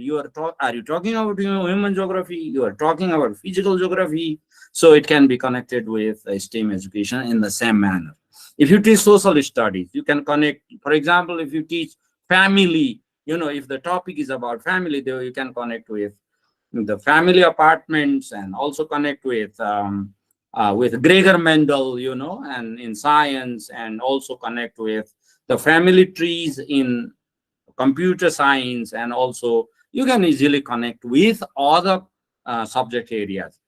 So this is pretty much an approach, at least multidisciplinary approach, connection across different concepts and ideas. But again, as I said, this is an approach. So even if you teach, let's say, Sinhala, probably there are components connected with science, connected with technology, connected with engineering, connected with any other discipline. So this is what it is actually. Okay. Thank you. If there are any other questions, you can raise. I hope you got the answer. Yeah, thank you. Actually, Sir. the practical applications of these, and also how we can do this, we will do tomorrow's session. So all the practical applications, how we can integrate with other subjects like English, how we can integrate with geography, how we can integrate with early childhood education, how we can integrate with the other subject, any other subject, we will do that practically in the tomorrow's session. So today's session is mostly focusing on the speeches. I hope you will join tomorrow and also practice this. So we got another question. Geography could be incorporated with a story-based Haley settings on a different landform. We could bring a social studies connecting the lifestyle of the people that are particular people from the land area. Please clarify if this is right. Yeah, this is very right. Yeah, of course, yes, you can do that. You can tell stories, and students can impersonate people of different locations there. This can also pretty much connected with social studies. In our part of the world, especially in Nepal, we have social studies curriculum as interdisciplinary curriculum. We can connect different subject areas there. Okay, so and STEAM is an approach to imagine our history as well. History is not just about past and present and future. Sorry, not just past and present, but also about future. We can imagine. We may not have all all facts and figures with us, but we imagine, we use imagination in a particular way. So, for example, if you are to teach in our curriculum, in Nepali curriculum, we have to teach the dynasty of 2000 years old, and we don't have those evidences, but we have certain stories and certain sort of folk tales, and we use them to imagine that the status of flora and fauna of that time, different kind of customs, and role of men and women in the society. So then you use aspects of science, aspects of engineering, aspects of technology, and so on and so forth. But this is again an approach, at least interdisciplinary approach to learning and thinking.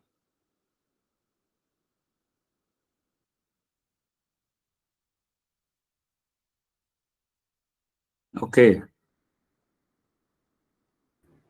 Okay, sir. Thank you very much. If there are any questions, you can raise. If not, we can go to the next presenter.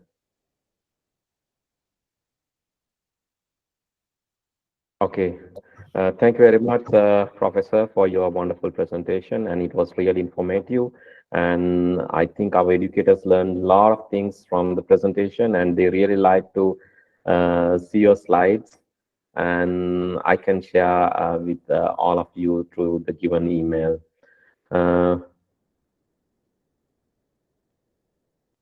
Okay, Ms. Lufna, are you ready to introduce our next presenter? Yes, sir. I think you can share the Thank you. Okay.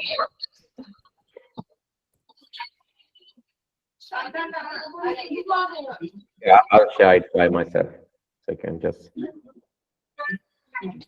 Yeah. Thank you, Professor. So now we have the honor of inviting a special guest, Mr. Neil Gunadasa, to deliver a short speech. Mr. Gunadasa brings a wealth of experience in IT, data management, and e-learning. Please welcome Mr. Gunadasa to deliver his speech.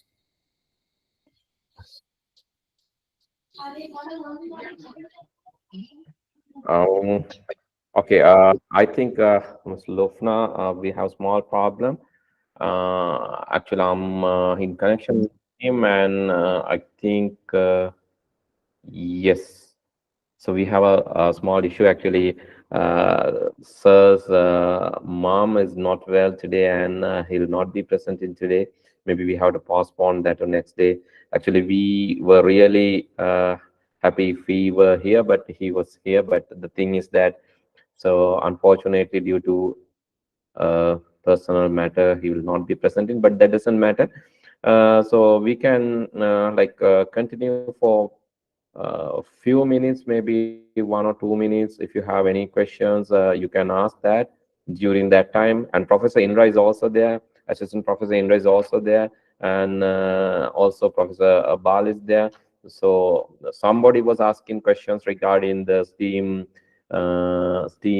researchers, and actually Ms. Anusha interested to continue research field on STEAM, how to take these and more details about that. I think, yes, sir, can you give some information about the research field in STEAM? Just 1 or 2 minutes. Indra, sir. Okay, thank you very much, Dasun, Nilanjana.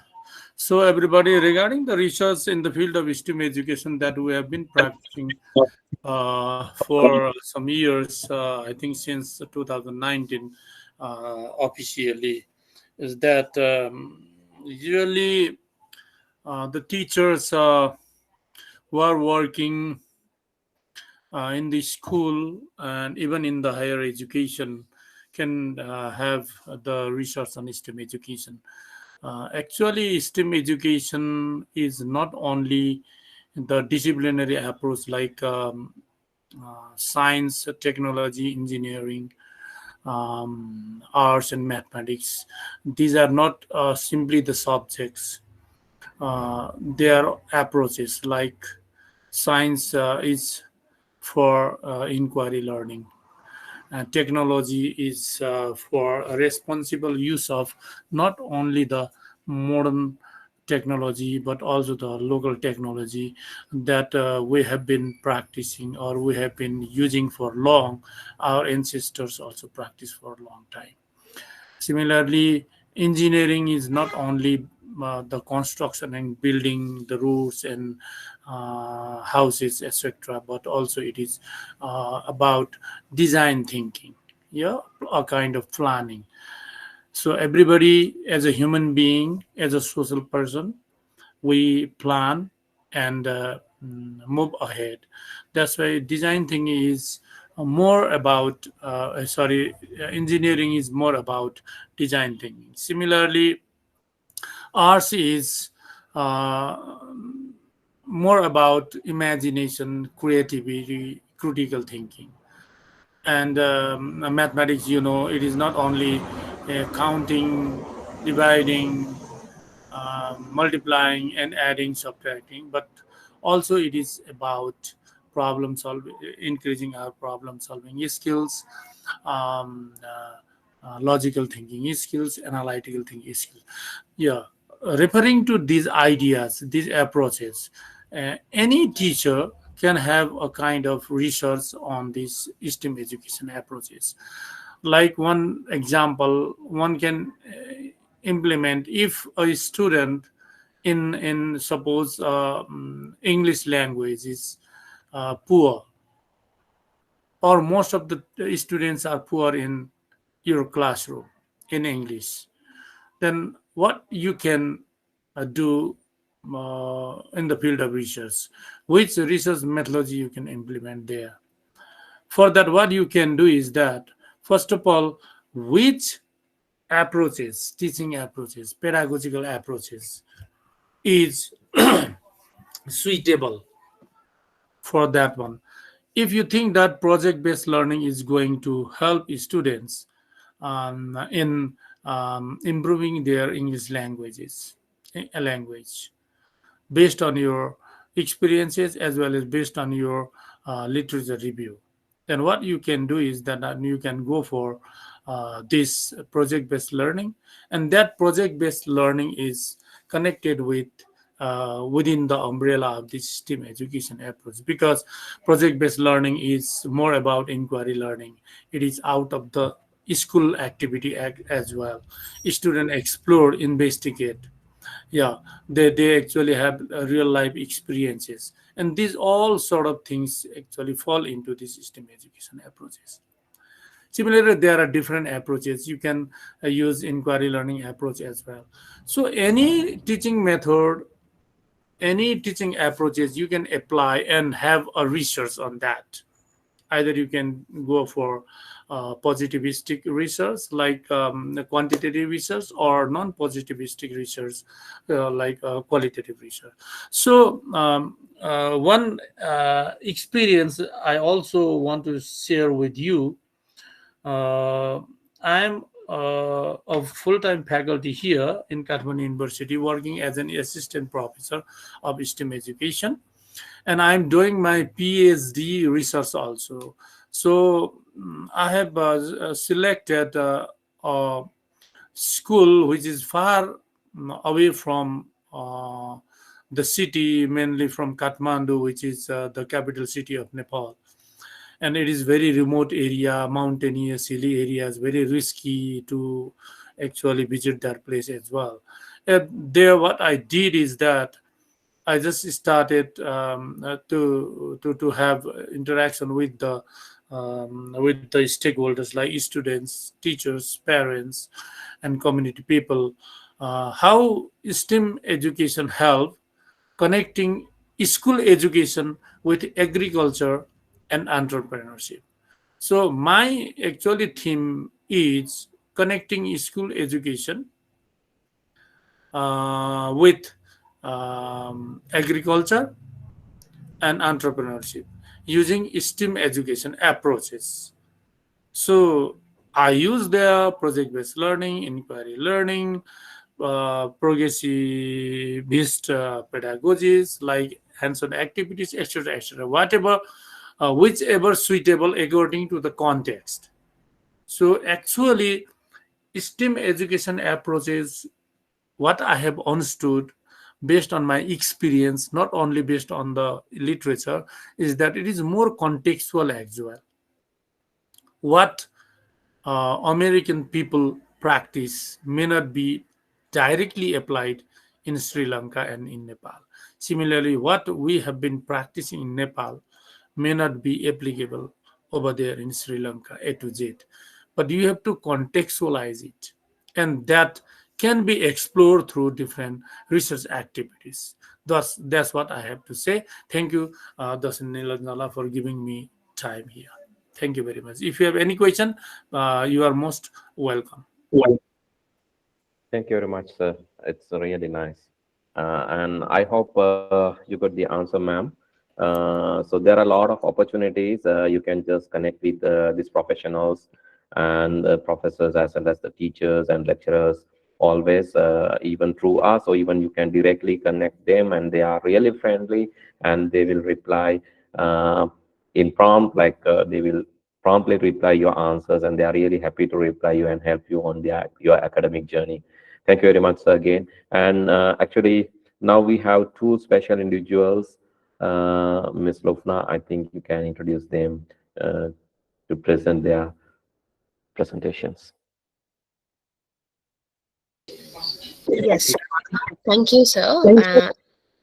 Next, we have Miss Samira Dahal, an ECD trainer and STEAM scholar who will talk about learning corners of ECD in Nepal.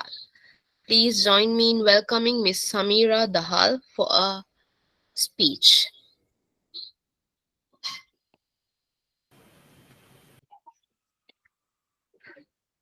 Thank you, ma'am. Thank you, Dasun sir, for providing me this golden opportunity. Good evening and namaste, everyone, and all respected persons who are available here. I am Samira Dahal from Nepal. I am a STEAM scholar and a facilitator of early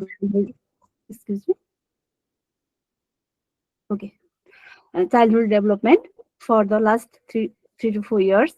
I have been closely working in the field of this area. Today, my topic is what is learning corner, what is important, and how we connect with STEAM. This is my knowledge and my learning. It might be different from others. It's totally my experience. I'll going to explain here. Okay, I'm sharing my slide.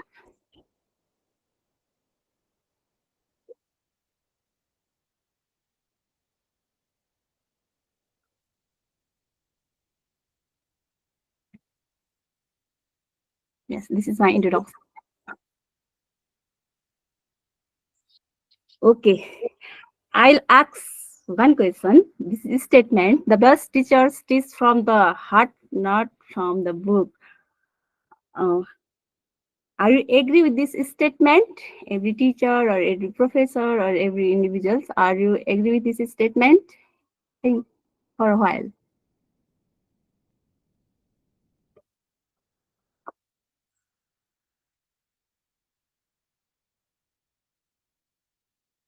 Okay. The best teacher teach from the heart, not from the book. The best teacher always focus the connected three H's: heart, head, and hand. This focus and teach. They transfer their knowledge with their students by connecting three H. STEAM. This is not a new topic for now. Yeah, our respected guest and respected our professors discussed about STEAM, what is STEAM, why it is important, why how to connect with practical life experiences. I'm not going to this. It is a teaching method combining science, technology, engineering, art, and math. It is a transformative approach. Encourage bold and critical thinking about real-world problems. It is integrated and interdisciplinary, blends different subjects for a comprehensive learning experiences. It is multidisciplinary. It involves multiple disciplines, not one it connects, but it involves multiple disciplines. May I audible? Everyone? Hello? Hello? Yes, yes, please go on. Okay, thank you. It is interdisciplinary, connect knowledge from different subjects. It is also transdisciplinary approach, goes beyond the traditional subject boundaries. It focuses hard skill, soft skill, practical. It is connected to communities, it connects individuals, it connects to society. So it is transdisciplinary approaches. It's creative knowledge integration. STEAM approach is also creative knowledge integration, use scientific, mathematical, engineering, and technological knowledge in creative ways. Method of integrating practice in STEAM pedagogy. The basic science focus on explore, inquiry, and observation. Also in ECD sector. Technology, innovation, tools, and skills. Technology focus on innovation, tools, and skills. Engineering, construction and design thinking. Arts, creativity, and imagination, and explore. Mathematics, logical thinking, problem solving, critical thinking. These are the methods of integrating practice in STEAM pedagogy. STEAM pedagogy focus on these things. STEAM-based learning. What is STEAM-based learning? STEAM-based learning combine and connect different subjects. It focuses on problem solving by finding solution to real world problem and developing the 21st century skills. Like 21st century skills in my understanding, critical thinking skills, collaboration, creative thinking, communication. These are 21st century in my understanding. It also encourages inquiry-based learning, project-based learning, which foster curiosity and deeper understanding. This is STEAM-based learning. There. Now I'm going to focus what is learning corner. Especially we use in our STEAM class, STEAM class learning corner. There are different type of learning corners. The learning corner are physical area designed for a specific learning purpose. It has a specific purpose. They provide material to help students or independently or in a small groups. This corner can be portable, temporary, or permanent. This is called learning corner. Philosophy of learning corner. Learning corners is based on a child-centered approach. It always focuses child-centered, according to age of child, development of child, milestone of child. Learning corners always focus the child-centered approach. Building concentration, encourage independent, promote investigation, and learning style. It gives children the freedom to choose what to do, what they want to do, why want to do. So it gives the freedom to child. Promote socialization in learning. It also focuses on socialize, how to be socialized and how to learn soft skill, why it is important. So philosophy of learning corners are these. Why learning corners? Why learning corners are important for early child? Children best when they involve in hands activities and play. By the learning corner, children involved in hands-on activities and play. Learning corners play a vital role in providing an environment that conveys a joy of learning. Learning corners provide opportunity to children to choose play, experiment, and explore materials as well as explore their knowledge and skill. Learning corner always focus the capacity of child, interest of child. So learning corner allow children to use the excess energy and take risks without fear of failure. They can find their different type of experiences by the learning corner. There we say there are many types of learning corner in our ECD classroom. Many are here: science learning corner, art and craft corner, language and literacy corner, drama corner, home corner or kitchen corner, block and construction corner, numeracy corner or math corner, technology corner. Especially these corner are in our ECD classroom. These are different. Science corner. Science corner. This is science corner. Inquiry, experiment, and observation. From the science corner, children. The science corner in ECD classroom play crucial role in fostering curiosity, exploration, and a foundation understanding among the young learners. In science corner, children use their 5 senses to explore and learn. These activities depend on topic or themes being taught. These hands-on learning experiences helps them understand the world better.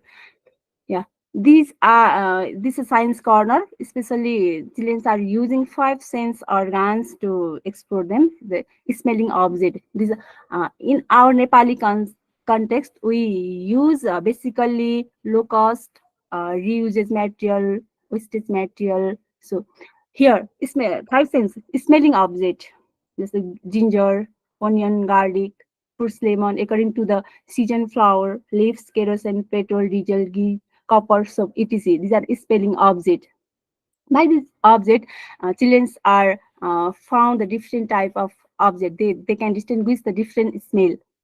Taste related item: salt, sugar, garlic, vinegar, neem leaves, lemon, chili, chocolate, pepper. This is a taste related item. This is science corner. In the science corner, we are using 5 sense organs: touch and related materials.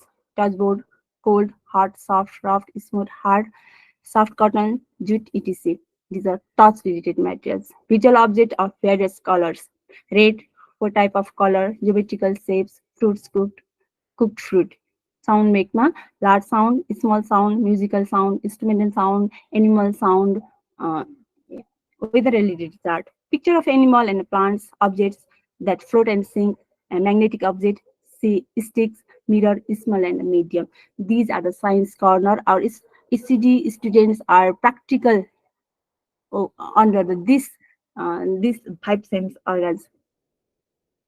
These are practical. This is my training. My trainers was demonstrated. This is science corner. Here is a this is practical science, practical of science, fruit and things, egg in water. This is science corner. Construction corner, engineering and technology. Engineering and technology, design thinking and skill or tools. In construction corner, our ECD kids are using wastage material or reuses material, different type of available materials like a bamboo stick, building blocks, rubber design boards, cloth pieces, tape, rope, MPT threads, pegboard system, connectors, tip buttons. These are from this type of wastage material or reuses material or low cost material. They are make a different type of they are innovate a different type of construction. Here this is a training photo. They use stones, they use empty bottles, they use cardboard, they are use stone, they are making this is a home. They try to make a home from wastage material, or that they try to construct the house here, and they try to construct the bridge. Yeah, they try to make a house here from cardboard. This is the construction corner, engineering and technology, design thinking and skill or tools corner. This also from from a bamboo stick or paper stick, they are making a home here. They are making a house. They are making a what is called door lamp. This is a house. This is a construction area making by our kids. Creative and a collaboration corner, art, creativity, imagination, and exploration. This is the creative and collaboration corner. Our ECD kids try to explore their creativity. They can imagine and exploration. What we can use in creative in a collaboration corner. Picture of people, different occupation, picture of family members, picture of our country, various type of vehicle, picture of seasons and various tools using daily life. Wooden blocks, clothes, puppets, drum and role play, free play, dressing table, kitchen item, cultural clothes, dress of community helper. From this type of low-cost material or reusage material or wastage material, children can explore their creativity, imagination, and expression, but they need to teach our help. Here's some creativity, imagination. This is a natural resource leaf. They are making a flower. They are making a sun. They are making a tree from a leaf. This is maybe that might be birds are hanging on a tree. This is a creative corner. This is a card vase flower. This is a paper flower. This is a paper flower. This is a dough materials like they were making fruits. This is a piece of cloth, and they were making some role play materials like a grandfather, grandmother, mothers. This is a water bottle. They are making it is a vase of flower. This is a soccer pipe. They are making a rectangle, star. This is the creative corner. Math corner. Logical thinking and a problem solving skill. Math always not only 1, 2, 3 a square plus b square whole square, but it also focus on logical thinking and problem solving skills. From different wastage or low cost or reusage material, ECD kids are they are doing different type of activities in the classroom. Here some photos are here. This is a corn seed. This is a stone. This is a sacks, rice sacks. They are making counting number and a picture. This is a water bottle. This is they are making some geometrical shape from paper sticks or bamboo sticks. This is a cardboard. This is a cardboard from their matching number and the pictures 1, 2, 3. This is a Nepali numbers, but I'll translate in English. 3, 4, 1, 2. This is a number. This is a pictures. They are making a different type of materials from reuses, low cost or wastage material. This is a matching puzzles. These are also making from cardboard. Language and literacy. The most important corner and skills of every child is language and literacy.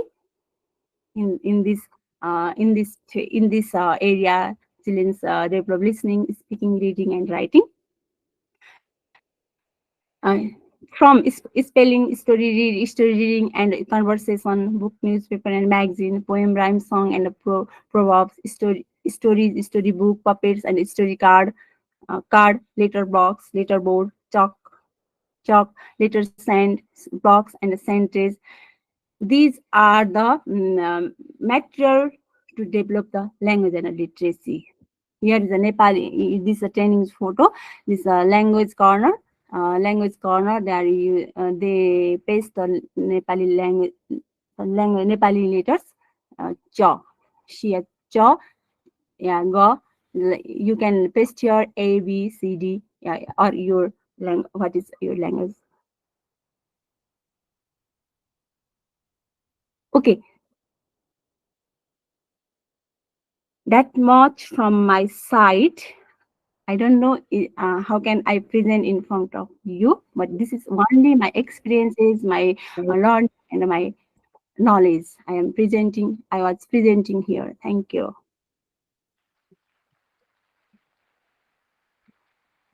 Hello. Thank you very much for your nice presentation. I hope you can share the slides with our members too. Then we have Jasumal. She's the director from one of the main schools related to ECD as well as the primary and secondary education, and she's presenting next. She will share her experience about the STEAM. Thank you. Namaste, everyone. Namaste, ma'am. Just a second.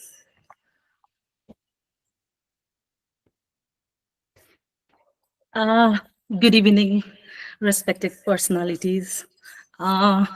It feels like home seeing here our Dean Sir, Balchandra Little Sir, our Indramani Sir. Okay, I'm Dasun Thapa from Nepal. I'm going to explain about the practices that I'm doing in my study classroom. I hope for your time and valuable suggestions. As curriculum of Nepal government has given learning areas, we are also strictly following the same. Moreover, we have collaborated those areas into 4 themes. Those 4 themes try to cover and develop all the skills in our ECT kids.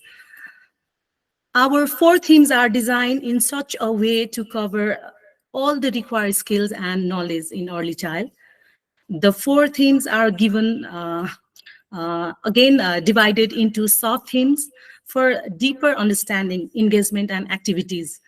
We always design and implement multiple activities for better learning as well as holistic development.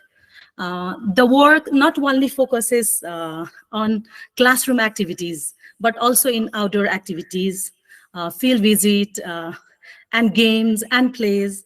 For fulfilling academic needs of stakeholders and parents, the subjects are also aligned with theme and activities. As an integrated approach, we are trying to figure out STEAM approach within every activities as far as possible. Children naturally employ the scientific method to understand their surrounding, engaging in activities that involves observation, questioning, prediction, and experimentation. So in our school, we focus on scientific based exploration that fosters inquiry learning, cultivating essential skills and a deeper understanding of the natural world. For example, during our Me and Myself theme, children explore the science of the human body by observing their reflections, asking questions about their senses, and experimenting with different materials to understand the textures and many more. The exploration and questioning is supported by field visit, home visit too, and in every theme, students remain engaged in finding informations on each matter.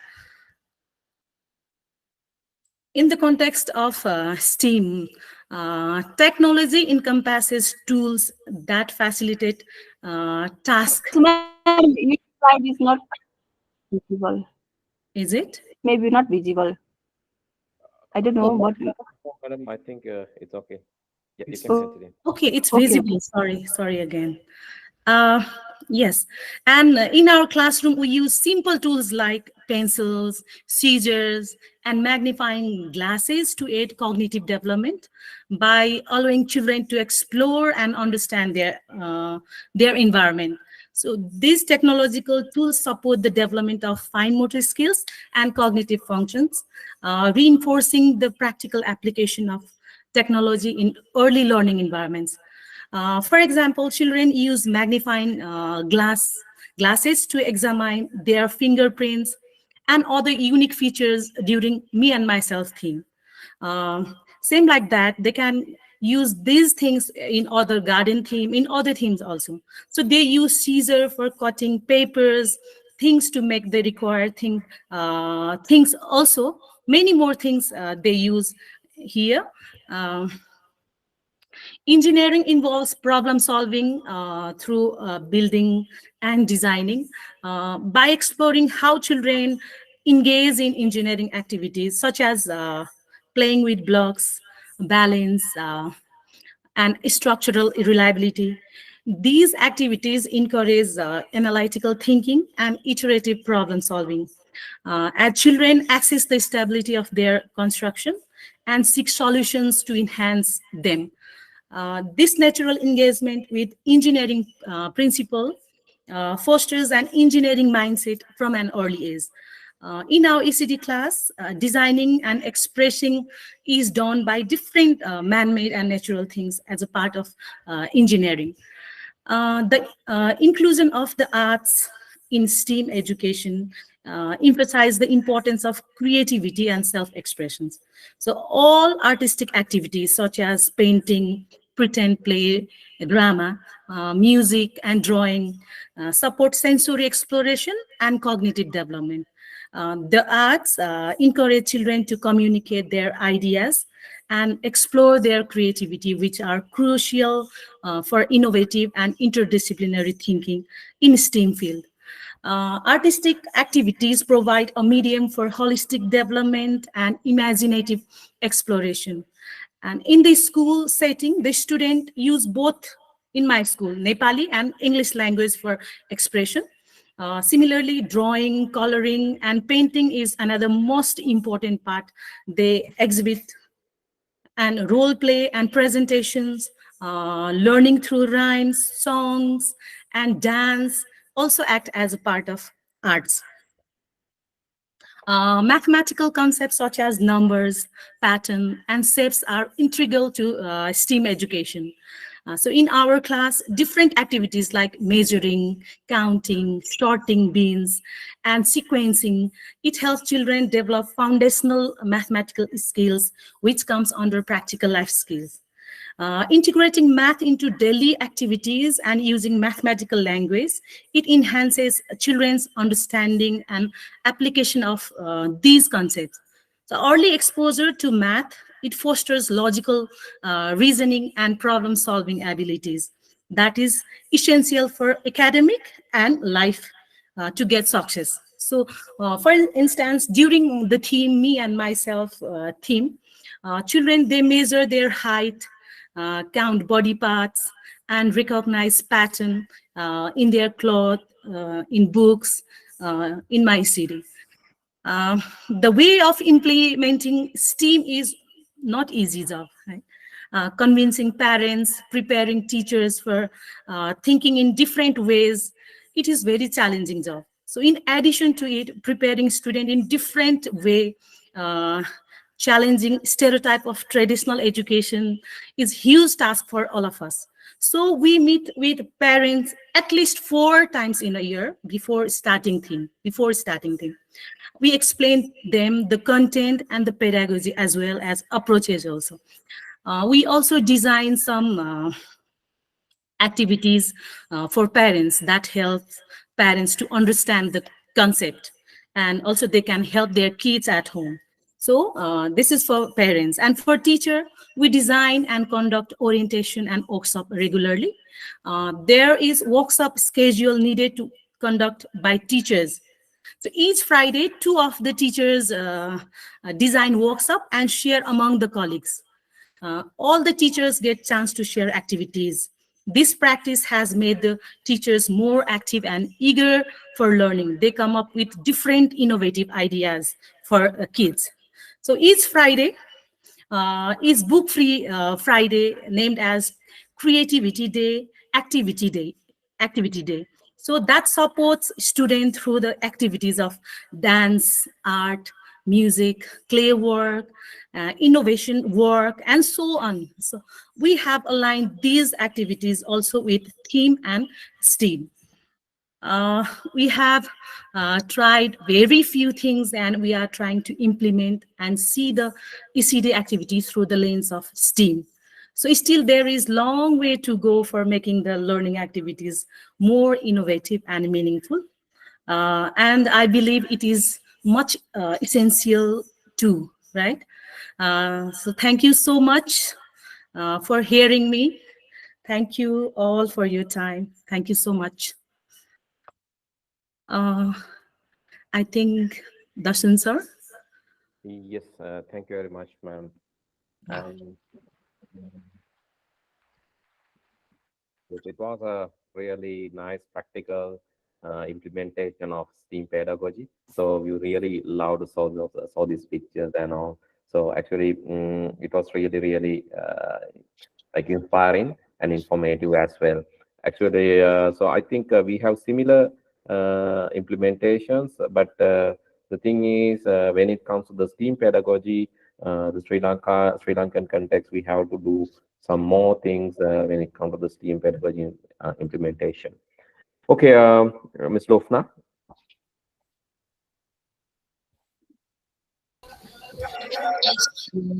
Thank you, sir. And thank you, Miss. And our next speaker is Mr. Ushan Chaminda, co-founder and CEO of Gavesha Labs. He will present on Gavesha platform and its contributions to STEAM learning. Over to you, Mr. Daminda, for his presentation.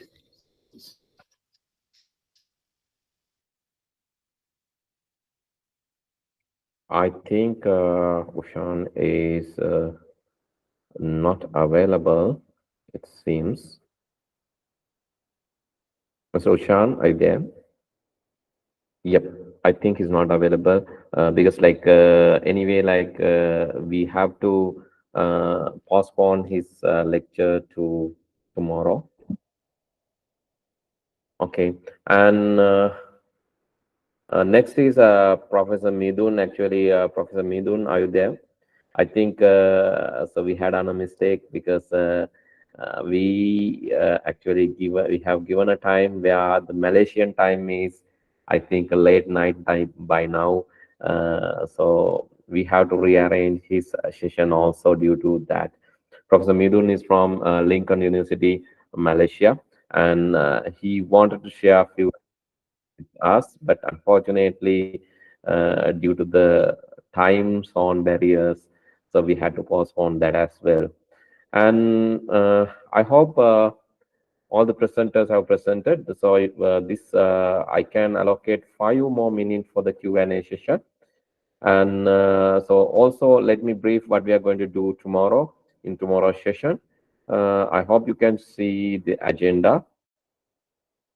So this is what we are going to do tomorrow. And so basically, we will be discussing about the PISA framework. That is the only discussion here. So PISA and the multiple intelligence. PISA means Program for International Student Assessment. Actually, Sri Lanka is not there in the PISA because government has not yet registered our country under PISA. But this is one of the leading ranking system where the international students are ranked. Program for International Student Assessment. So you just go and see. So number 1 was Finland a few years ago, but now number 1 is Singapore and number 2 is China. The PISA ranks are now moving to Asia. It was Europe initially and America, but now it's moving to Asia. That's why we need to capitalize on these STEAM pedagogies, because so our students, especially in Asian area students, a lot of philosophical thinkers actually was born here, including Lord Buddha, Jesus Christ, and many other philosophical leaders are related to Asian continents and subcontinents. So when it comes to the intelligent, Asians believed to be have higher potential to use their cognition abilities. Most of the CEOs and COOs in leading organizations in America also employed Indians and a lot of Asians for their work. Therefore, so it's obvious that the PISA ranking, if we are also registered under the PISA, then we will definitely go for a good rank. I didn't see the Nepal also, but this is what we are going to discuss tomorrow. And also we will be discussing about the multiple intelligence, how we are going to use 8 sides of intelligence to evaluate a child. And then the design thinking, how we can practically use design thinking with AI, with the use of artificial intelligence. and we will learn about the empathy and sympathy, how we can integrate with the design thinking. And also we will be discussing about the 5E lesson plans, how we can create lesson plans for the kids, and also for the primary and ECD level, as well as for the upper and secondary level. And a lot of AI tools will be discussed, and you will be given access to the lot of AI tools and how we can use artificial intelligence in our education journey. So we will discuss that. And after that, there are two guest speakers tomorrow also from Nepal, Ms. Namrata and Ms. Mamta. And game-based pedagogy is one of the main things that we are going to discuss, because kids like game and games, as well as that researchers have found the best way to teach things is game. The best way that brain grabs things is through games. So one of our members was asking how we can use STEAM pedagogy in English language. So this is a very simple game. You can see in your screen. It's a very, very simple game, and you can see so to identify the shapes. So there's a train, and we have to identify the correct one and put it into the correctly into this one, right? That is a game-based pedagogy that we will be learning how to play these games and how to create these games also, not just to play, how to create these games. We will learn that tomorrow. And after that, so we will be learning there's a special speaker, Mr. Migara. He's the founder of Magic Bit, and he's going to talk about the tools and resources that he has invented. And also we will be discussing about a lot of tools and resources that we can purchase in the market and how we can use them effectively in the education thing. And then finally the registration for the certificate is done as the at the end of the event. So if you have any queries, any questions, you can raise. Otherwise, I think it's time to wind up. So any questions? So we will share all the slides.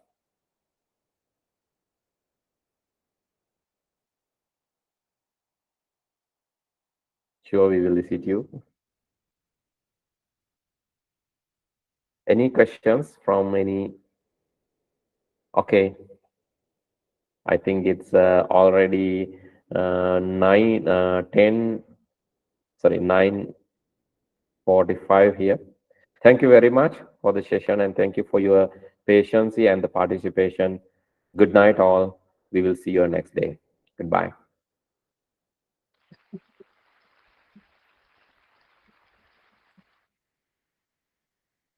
Thank you, everyone. Thank you.